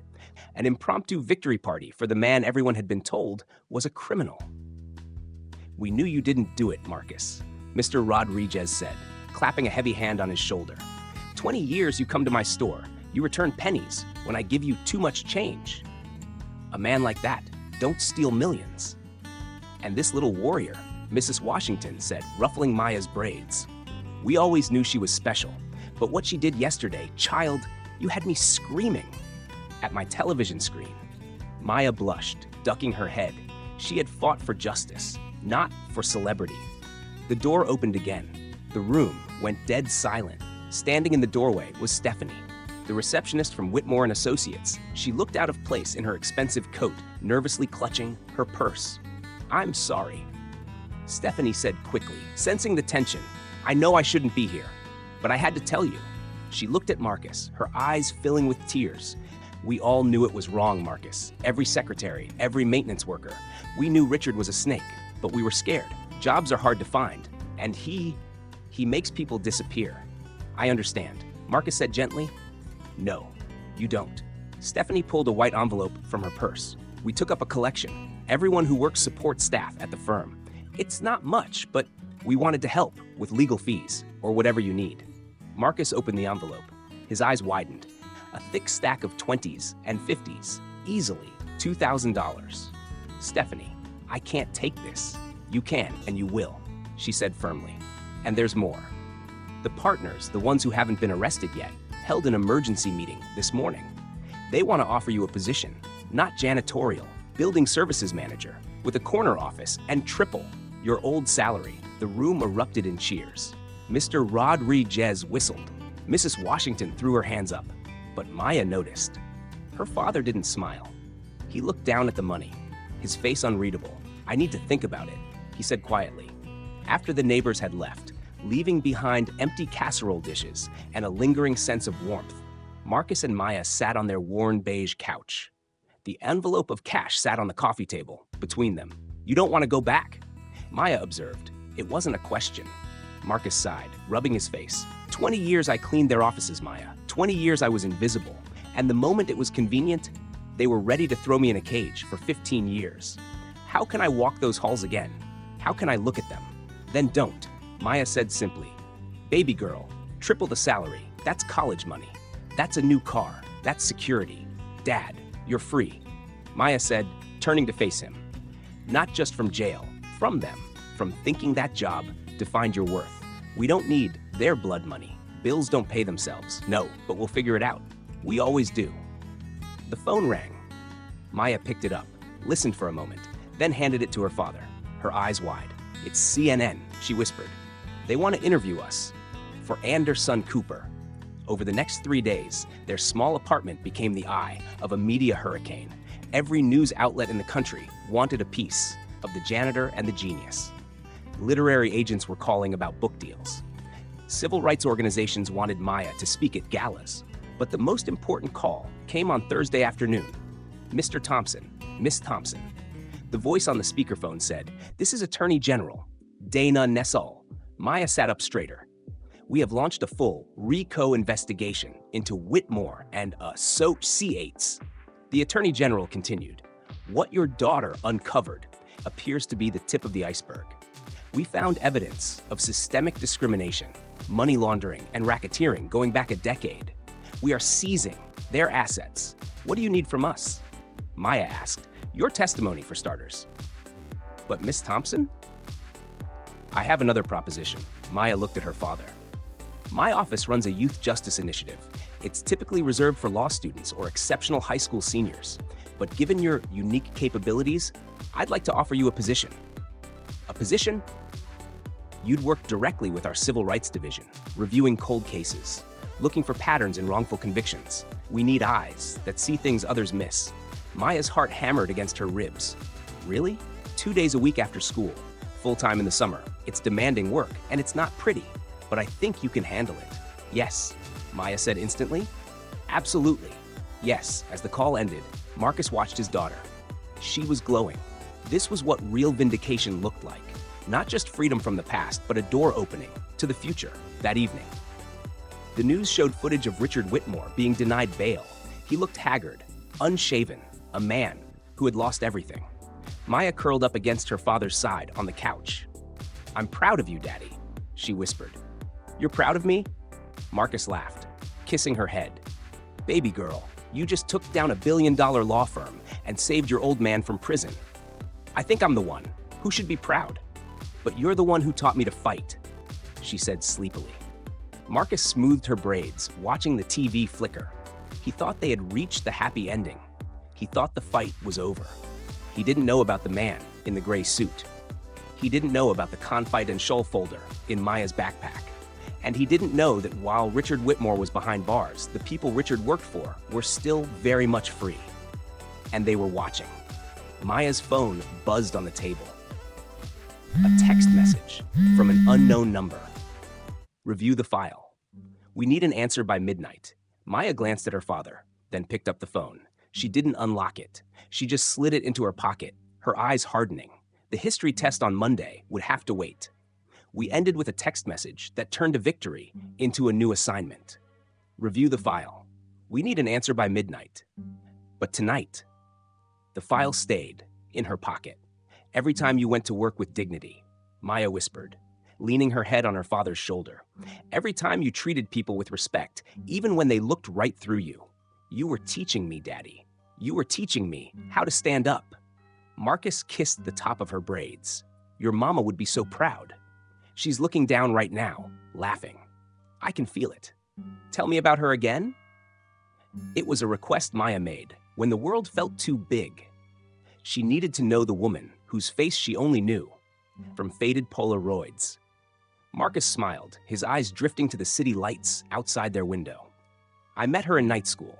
We were both dead tired, working double shifts. But she had this, fire. She made me promise, right before she passed, that I would give you every opportunity. We never had. She made me swear I wouldn't let the world break you. I kept that promise, he said softly, though I don't think either of us imagined it would lead to a courtroom. She knew, Maya said, her voice steady. Somewhere, somehow, she knew. They sat in the quiet of the apartment. Tomorrow would bring the lawyers, the cameras, the job offers. Tomorrow, Maya would have to decide if she was ready to open the file in her pocket. Hey, Dad, she murmured, her eyes closing. Yeah, baby girl. We make a pretty good team, the best. Outside, the city sprawled, a maze of corruption and inequality. But in one small apartment on the south side, hope had won, truth had triumphed. But Maya Thompson knew something. The news cameras didn't. This wasn't the end. This was boot camp. 6 weeks later, the auditorium at the University of Michigan Law School was packed to the rafters. Future prosecutors, civil rights legends, and federal judges filled the seats. The air buzzed with a hushed, reverent anticipation. They weren't waiting for a Supreme Court justice. They were waiting for an 8th grader. Maya Thompson stood at the podium. She looked tiny against the heavy oak. But when she leaned into the microphone, she commanded the room like a general. Good morning, she said, her voice ringing clear. 6 weeks ago, I was just a kid doing homework in a law library while my dad cleaned the floors. Today, I stand here because the system failed, and I refused to accept the failure. She paused, looking out at the sea of faces. She saw curiosity, she saw respect, but she also saw the skepticism of the old guard. I shouldn't be here, she continued, not because I'm too young, but because what I did shouldn't have been necessary. In a just system, my father never would have been arrested. His public defender would have fought for him. The prosecutor would have sought the truth, not a batting average. The room was dead silent. People call me a prodigy, Maya said, her tone sharpening. But I'm not special. I'm just a girl who had access to the books and the time to read them. Ask yourselves, how many other kids could do what I did if they had the keys to the library? How many innocent people are rotting in prison right now because their children couldn't save them? In the front row, Marcus Thompson wiped a tear from his cheek. He wasn't wearing a jumpsuit. He was wearing a suit, tailored for his new role as director of the Detroit Wrongful Conviction Commission. He had turned down the firm's money. He had chosen to fight. Beside him sat Judge Eleanor Whitmore. She wasn't just an ally anymore. She was a mentor. She had watched Maya dissect case files with a terrifying precision, realizing that this girl wasn't just smart, she was a weapon. The Attorney General's office has given me an incredible opportunity. Maya told the audience, in my internship, I've already worked on 3 cold cases, 3 innocent people who might have died in a cage if someone hadn't bothered to look closer. She reached under the podium and pulled out a stack of letters, tied with twine. These are letters from prisoners across the country. She held them up, all claiming innocence, all begging for someone to believe them. I read every single one. I wish I could help them all. She let out a small, dry laugh. But I'm 13 years old, and I have algebra homework. The audience chuckled.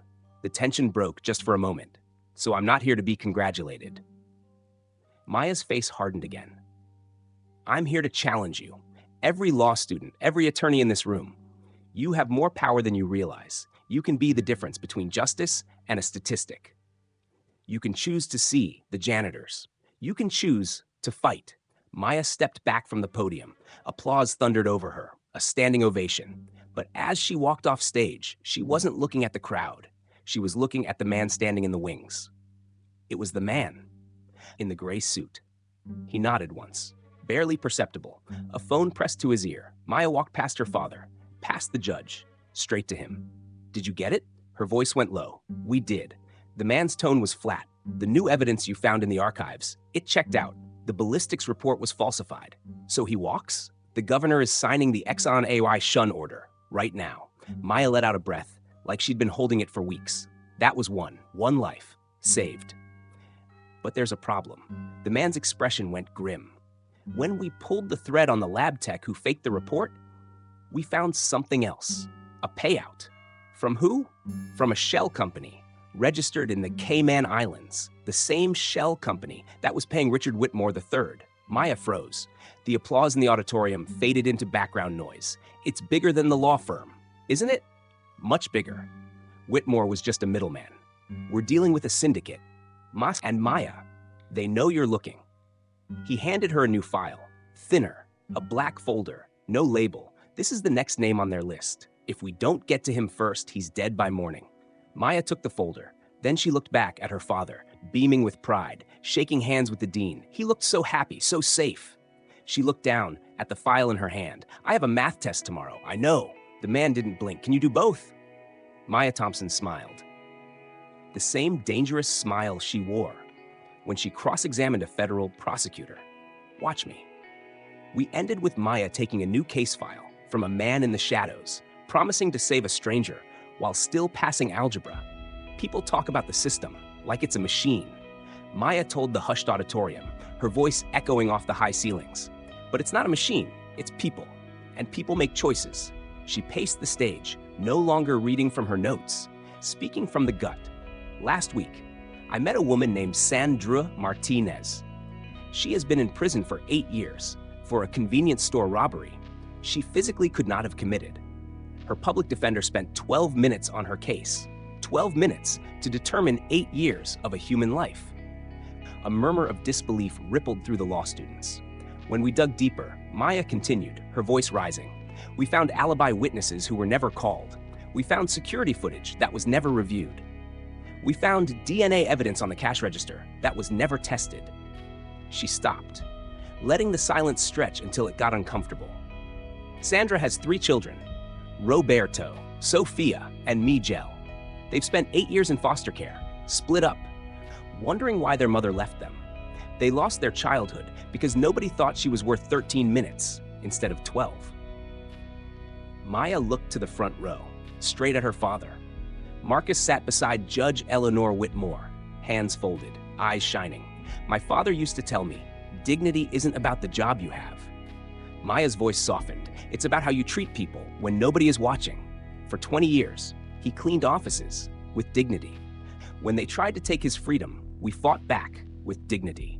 And now we work for justice with dignity. She gestured toward him. Dad, can you stand up? Marcus hesitated. He hated the spotlight, but he saw the look in his daughter's eyes and he rose. Slowly. This is my hero. Maya didn't dress it up, not because he's perfect, because he never stopped believing in right and wrong, even when the law stopped believing in him. Every janitor, every secretary, every person told they are invisible. They are the heroes, and they deserve lawyers who actually see them. The ovation that followed wasn't polite. It was a roar. Students wiped their eyes. Professors stood up. Some climbed onto chairs. But Maya didn't stay for the reception. While the deans and donors circled the buffet, hunting for her, she slipped out the side door. She found Marcus by the water fountain, talking to an elderly custodian, emptying the trash, ready to go home.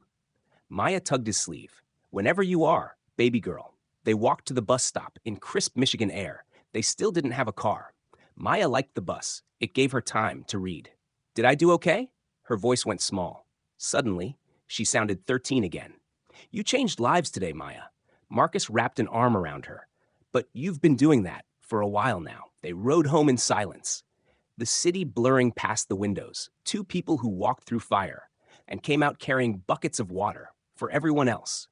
But as they climbed the stairs to their apartment, the weight of the new file in Maya's bag got heavier. Dad, Maya said, unlocking the door. Sandra Martinez's kids are coming over tomorrow. I told them their mom is coming home soon. Marcus stopped in the hallway, keys jangling in his hand. He looked at her with deep concern. Maya, you can't promise that. The legal system isn't a vending machine. You can't just put in effort and get justice out every time. I can promise it. Maya's jaw set, and I did. The evidence is there, Dad. We just have to force them to look at it. Marcus sighed. He recognized that look, the same look she wore the night she decided to cross-examine a billionaire. Okay, he said softly. What do you need me to do? Just be there. They need to see a wrongful conviction isn't a death sentence. They need to see you can come back. The next afternoon, 3 terrified children sat on the worn beige couch. Roberto was 15, eyes that looked 30. Sophia was 12, clutching a backpack like a shield, and little Miguel was 7, swinging his legs, too young to understand the gravity of the room. 8 years of foster homes taught them one lesson. Don't get attached. Your mom didn't do it. Maya kept her voice steady. She sat cross-legged on the floor, ignoring the chair so she wouldn't tower over them. Everyone says that. Roberto spat it out. Lawyers, social workers. They all say, we're looking into it. Then they disappear. I'm not a lawyer. Maya didn't flinch. And I'm not a social worker. I'm a kid who almost lost her dad to a lie. She opened the file. No baby talk. No soft edges. She showed them the timeline, the witness statements, the time-stamped receipt proving their mother clocked into her second job at the exact moment the robbery happened, across town. I'm not promising I'll try. Maya locked eyes with the teenager. I'm telling you, I'm going to do it. Little Miguel slid off the couch. He walked straight to Marcus, stared up at him. Did you really go to jail?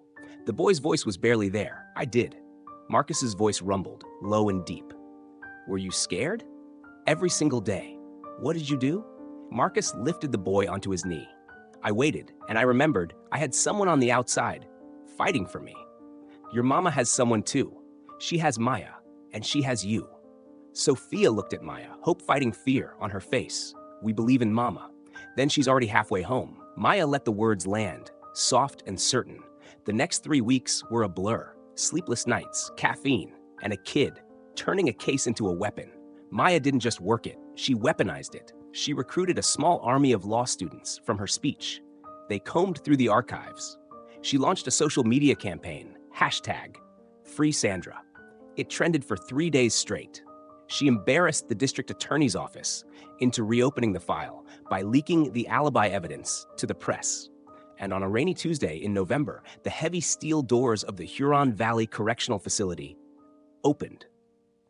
Maya stood in the parking lot, holding an umbrella over little Miguel. The media was there, of course, cameras clicking, furious. But Maya stepped back. Sandra Martinez walked out, thinner, older, skin gone gray from years without sun. She blinked at daylight. Then she saw them. Roberto? Sandra's voice cracked. Sophia? Miguel? The joy that tore out of those children cut through the rain. They ran. They collided with their mother in a tangle of limbs and tears. Sandra dropped to her knees on wet asphalt, and she buried her face in their necks, sobbing 8 years of grief into their coats. Maya watched from the edge of the crowd, just outside the spotlight. A hand settled on her shoulder. Marcus, you did good, kid. His voice was low. We did good. Maya corrected him, because it wasn't a solo, it was a team. But the cameras started hunting, turning, searching for the girl wonder. And then Maya's phone buzzed in her pocket. She pulled it out. A text from the man in the gray suit. Good work on Martinez. But we have a problem. The shell company just moved the money. They know we're tracking them. And Maya, they just bought a building, the one across the street from your apartment. Maya looked up, At the brick building facing them, a single light flickered on. In a third-floor window, someone was watching. Later, after the cameras left and the parking lot went quiet, Sandro Martinez found Maya. "Thank you." A whisper. Tears cutting clean tracks through the grime on her face. "Thank you for seeing me," when everyone else looked away. That night, Maya added a new photo to her wall. It wasn't just plaster and paint anymore. It was a mosaic of redemption. Letters from prisoners written on toilet paper, Luroids of families hugging in visitation rooms, newspaper clippings, headlines like, "Justice served, the girl who fights back." Getting a little crowded up there. Marcus said it from her doorway, leaning on the frame. "Good." Maya pinned Sandra's photo, next to William Foster's exoneration order. "That means we're making a dent." She was different now. The scared girl in the thrift store dress was gone. In her place, a force of nature. Press conferences, plea bargains, all before algebra homework. The Attorney General was already floating an idea, a national youth program, with Maya as the face, and law schools were rewriting textbooks to include the Thompson precedent, the radical idea that empathy belonged in strategy. But fame had a price. Threats, anonymous emails from concerned citizens, people who preferred the system broken, teachers who resented it, taking corrections from a student, kids at school who stopped inviting her to parties because they didn't know what to say to a girl who spent weekends in maximum security prisons. Maya carried it all with a terrifying grace. She joined the drama club just to remember how it felt to pretend. She still rode the number 44 bus. She still did homework at the kitchen table while Marcus fried catfish. One evening, Maya prodded a carton of General TSO's chicken with a chopstick. "You know what the best part is?" Maya asked. "What's that?" A year ago, success meant one thing: Marcus keeping that janitor job. Justice meant begging for scraps. Maya looked at him, eyes fierce. "Now we know better." Marcus smiled, but his eyes kept drifting to the window across the street. The light on the third floor hadn't gone out in 3 days. "Now we know we deserve better." He said it quietly, like an oath. "Everyone does, Dad. Everyone deserves the chance to fight back." Then the buzzer rang. Harsh, jarring. In the quiet apartment. Marcus tensed. "Are you expecting anyone?" "No." Maya moved to the intercom. "Who is it?" A voice crackled through. Old. Trembling. "Please." They said the girl lives here, the one who helps." Maya buzzed her in. When the door opened, an elderly woman stood there, clutching a worn plastic folder like it held nuclear codes. Her eyes were a roadmap of desperation. "Are you Maya Thompson?" Her voice shook. "They said you help people like us. People nobody else sees." "I try." Maya said it simply, stepping aside. "Come in, tell me your story." And so it continued. One case at a time, one family at a time, building a revolution from a living room on the south side of Detroit. But Maya knew the clock was ticking. The people in the building across the street weren't just watching anymore. They were getting closer. 6 months later, the National Legal Aid Foundation's annual gala was the kind of night where the champagne cost more than Marcus's old yearly salary. The auditorium was packed. The elite of the American legal system, federal judges, corporate partners, architects of the same machine. Maya was dismantling. Backstage, Maya adjusted the microphone clip on her new dress. It fit perfectly, paid for with her first paycheck from the Attorney General's office. In the front row, Marcus sat like a king. No uniform, a charcoal suit befitting the deputy director of the Commission on Wrongful Convictions. He caught her eye from the wings and winked. "Ready, baby girl?" He mouthed it. Maya nodded, then touched the small locket at her neck, her mother's picture inside. "Ladies and gentlemen," the announcer's voice boomed, "the youngest recipient of the ABA's Champion of Justice Award, Miss Maya Thompson." She walked out. The applause hit like a wall, solid, physical. She waited, let it burn down to silence before she spoke. 6 months ago, I stood in a courtroom and told a federal judge that I was my father's lawyer. People laughed. They said it was impossible, unprecedented, absurd. She paused, letting those words hang like smoke. She looked at the faces in the front row, some smiling, some shifting, uncomfortable. Today, I stand before you, having helped exonerate 17 innocent people. Not because I'm special, because I refuse to accept that impossible meant unchangeable. She clicked a remote. The massive screen behind her lit up, Photos cycled through. Sandra Martinez hugging her kids. William Foster weeping as he walked out of the prison gates after 23 years. Keisha Brown, a young mother who lost her nursing license to false drug charges, holding her reinstated certificate. These aren't just cases. Maya's voice stayed steady. These are lives. Lives thrown away because it was easier to close the file than to find the truth. But I have a confession to make. Her tone shifted.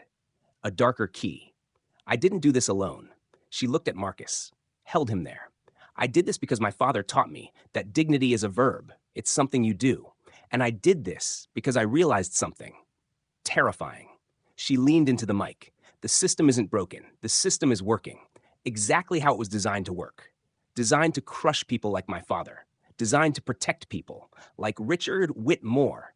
A hush fell over the room. This wasn't the victory lap they expected. And that, Maya said it slow, voice dropping to a whisper, is why we can't just fix it. We have to rebuild it. Then the lights flickered. Once, twice. The microphone screeched, feedback like a warning siren. Maya looked up. The screen behind her glitched. Photos of exonerated families, gone. Replaced by a single image, grainy, high angle. A surveillance photo. Maya and Marcus, sitting in their living room. Eating Chinese takeout, taken last night. The crowd gasped. Marcus stood up, panic flashing in his eyes. Maya turned, looked at the screen, and text began to type across the photo. Letter by agonizing letter, projected 50 feet high. We are still watching, Maya, and now we are coming. We ended with a hacked screen at the National Legal Aid Foundation Gala, a message written in digital blood. We are still watching. But before security could cut the feed, Maya did something unexpected. She didn't run. She didn't flinch. She turned her back on the screen, stepped into the spotlight, and kept talking. Each of these people, Maya said it loud enough to cut steel, was failed by our system. Each of them would still be rotting in a cage if someone hadn't bothered to look closer. Backstage, technicians scrambled, hands flying, trying to kill the projector. Maya ignored them, ignored the murmurs, ignored the terror in her father's eyes. And for every person we have helped, she continued, thousands more wait in cells, their innocence buried under bureaucracy and indifference. She reached into her pocket, pulled out a crumpled yellow envelope, not a prop, armor. I want to tell you about a letter I received last week. The room went quiet again, fear sliding into fascination. It's from a 10-year-old boy named James. His mother has been in prison for 4 years. He writes to me every week, begging for help. She held the letter up. Last week, he wrote just 4 words. Please don't give up. Her voice caught just for a second. The audience leaned forward, forgetting the hacked screen behind her. I wrote back with 5 words. I promise I never will. She gripped the podium. But a promise isn't enough. My promise means nothing if we don't change the machine that created his pain. That is why we built the Youth Justice Initiative. We are teaching legal literacy in underserved schools. We are creating mentorships between wrongfully convicted, exonerated citizens and at-risk youth. We have trained 47 young people in basic legal advocacy. Kids who, like me, have parents or siblings in the system. Kids who understand. Justice isn't abstract. It's dinner table conversation. It's survival. Last month, a 16-year-old in our program found the evidence that freed her uncle after 12 years. A 15-year-old exposed prosecutorial misconduct in his brother's case. These aren't anomalies. They're proof. When you empower the powerless, justice follows. Behind her, the screen finally went black as the tech crew cut the power. But Maya didn't need slides. She had the room in the palm of her hand. I want to address something directly, she said. There are people who say I am too young to understand the complexities of our legal system, that I am naive, idealistic, unrealistic. She scanned the audience, federal judges, corporate partners, faces carved from comfort. They are right about one thing. I am idealistic. I believe in the words carved into stone on this courthouse. I believe equal justice under law should be more than decoration. But I am not naive, she said, sharp as a blade. I have seen innocent people plead guilty because they couldn't afford bail. I have watched prosecutors hide evidence to protect their win rates.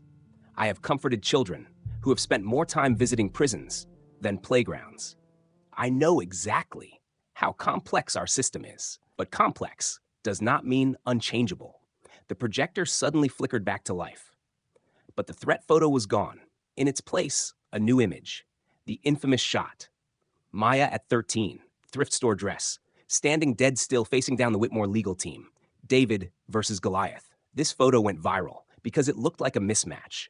Maya said, "But I didn't defeat Goliath alone. Every person who shared our story, every attorney who offered pro bono help, every judge who chose justice over convenience, they all threw stones at that giant until it fell." The applause started slow, then built, then roared. 6 months ago, Maya shouted over the noise. The Whitmore firm had 17 executives. Today, 16 are in federal prison. She pointed to the front row. The 17th, Judge Eleanor Whitmore, is in this audience. The cameras swiveled. Judge Whitmore didn't shrink away. She nodded grave. Her decision to testify against her own nephew, to expose the rot in Michigan legal circles, had cost her everything. Her friends, her reputation in high society, her comfort, everything except her integrity. She chose accountability over family loyalty, Maya said. That takes more courage than anything I did. Maya took a deep breath. She was coming to the end. But the threat still hung in the air. We are still watching. Change doesn't come from outside the system or inside it, she said. It comes from crack. The sound was sharp like a whip. The glass pitcher of water on the podium exploded. Shards flew everywhere. Maya froze. For a split second, nobody moved. Then the realization rippled through the room. It wasn't a malfunction. It wasn't a technical glitch. It was a bullet. Get down! Marcus screamed, launching himself over the railing. Chaos erupted. Screams tore through the auditorium. Security guards tackled Maya, driving her to the floor. "Dad!" she yelled, trying to scramble toward him. "Stay down!" the guard shouted into her ear. "Shooter! We have an active shooter!" Lying on the stage, pressed against the floorboards. Maya saw something glinting near her hand. It wasn't glass. It was a bullet casing. But it hadn't come from the audience. It had come from above, from the catwalks.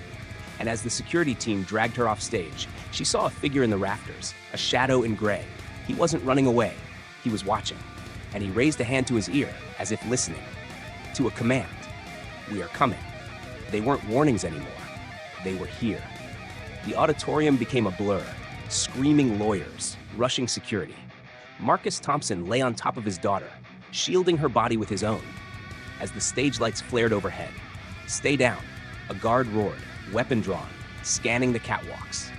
But the shot had missed. The bullet had shattered the water pitcher, sending glass glittering across the stage like diamonds.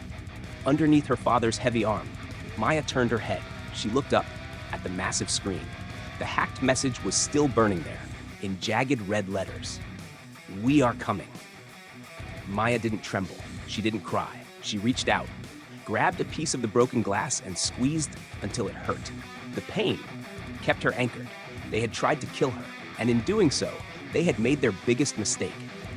They thought fear would silence her. They forgot she was raised by a man who scrubbed floors for 20 years without ever looking down. 2 weeks later, the threat level was still critical. The Detroit police had a cruiser parked outside the apartment complex, 24/7. But Maya Thompson was not in hiding. She was back on stage. This time, a community center in the heart of Detroit. No champagne, no corporate sponsors, just metal folding chairs, filled with people who knew what it meant to wait by the phone for a collect call from prison. "Change doesn't come from the people trying to shoot you down," Maya said into the microphone. "Steady. It comes from people refusing to accept injustice as inevitable." She clicked a remote. A new image appeared on the projector screen behind her. It wasn't a photo of her. It was a photo of her kitchen table. Around it sat 4 teenagers. Black, white, Hispanic, panic, heads bent over thick law textbooks, highlighting statutes with quiet intensity. "This is my study group now," Maya told the room. "These are the children of the incarcerated. We aren't learning the law for a career. We are learning it for survival. We are learning it for the day when our parents might need us to stand up and say, 'I object.'" She looked out at the crowd. "People ask me what it felt like to save my father," she said. "But I didn't save him. I simply revealed the truth that he was worth saving." The room went still, hanging on every word. Every person in a cell deserves someone who believes that about them. Every janitor, every secretary, every person society calls disposable. You are not disposable. She looked to the exit.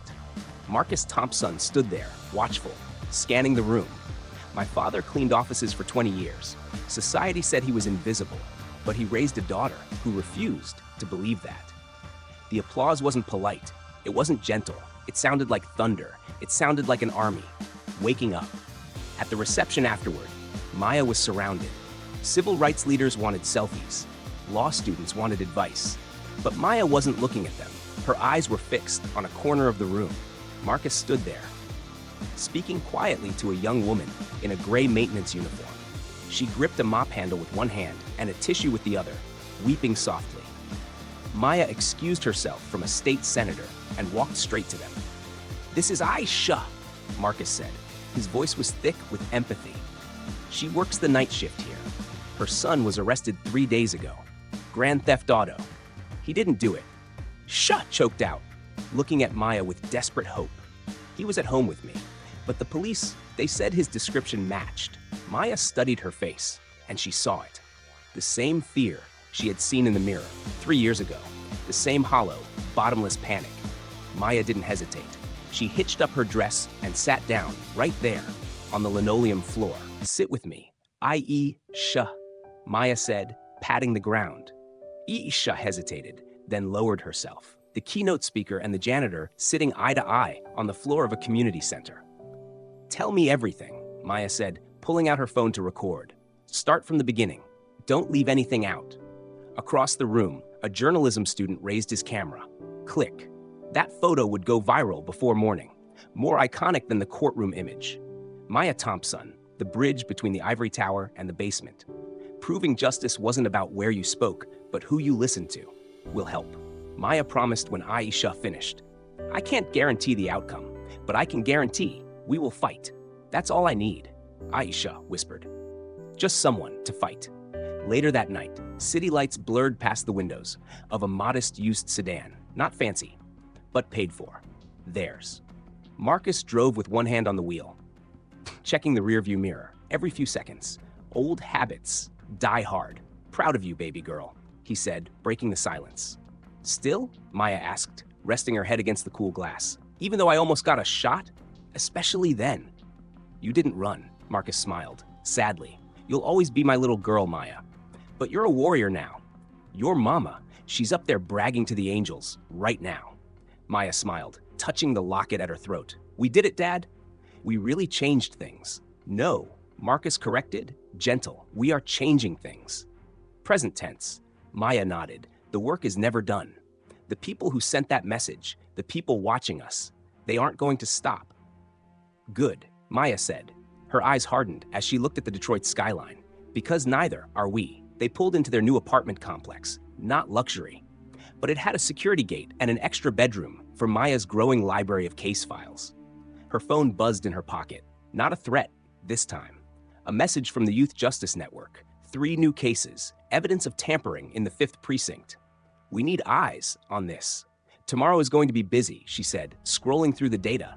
"Then we better get some rest," Marcus replied, killing the engine. But as they walked up the stairs, Maya paused at the doorway. She looked back at the street. A black car idled down the block, watching. 6 months ago, she would have been terrified. She would have locked the deadbolt and hidden under the covers. Now, she stared directly at the car. She held the gaze of the invisible enemy until the black car slowly pulled away, disappearing into the night.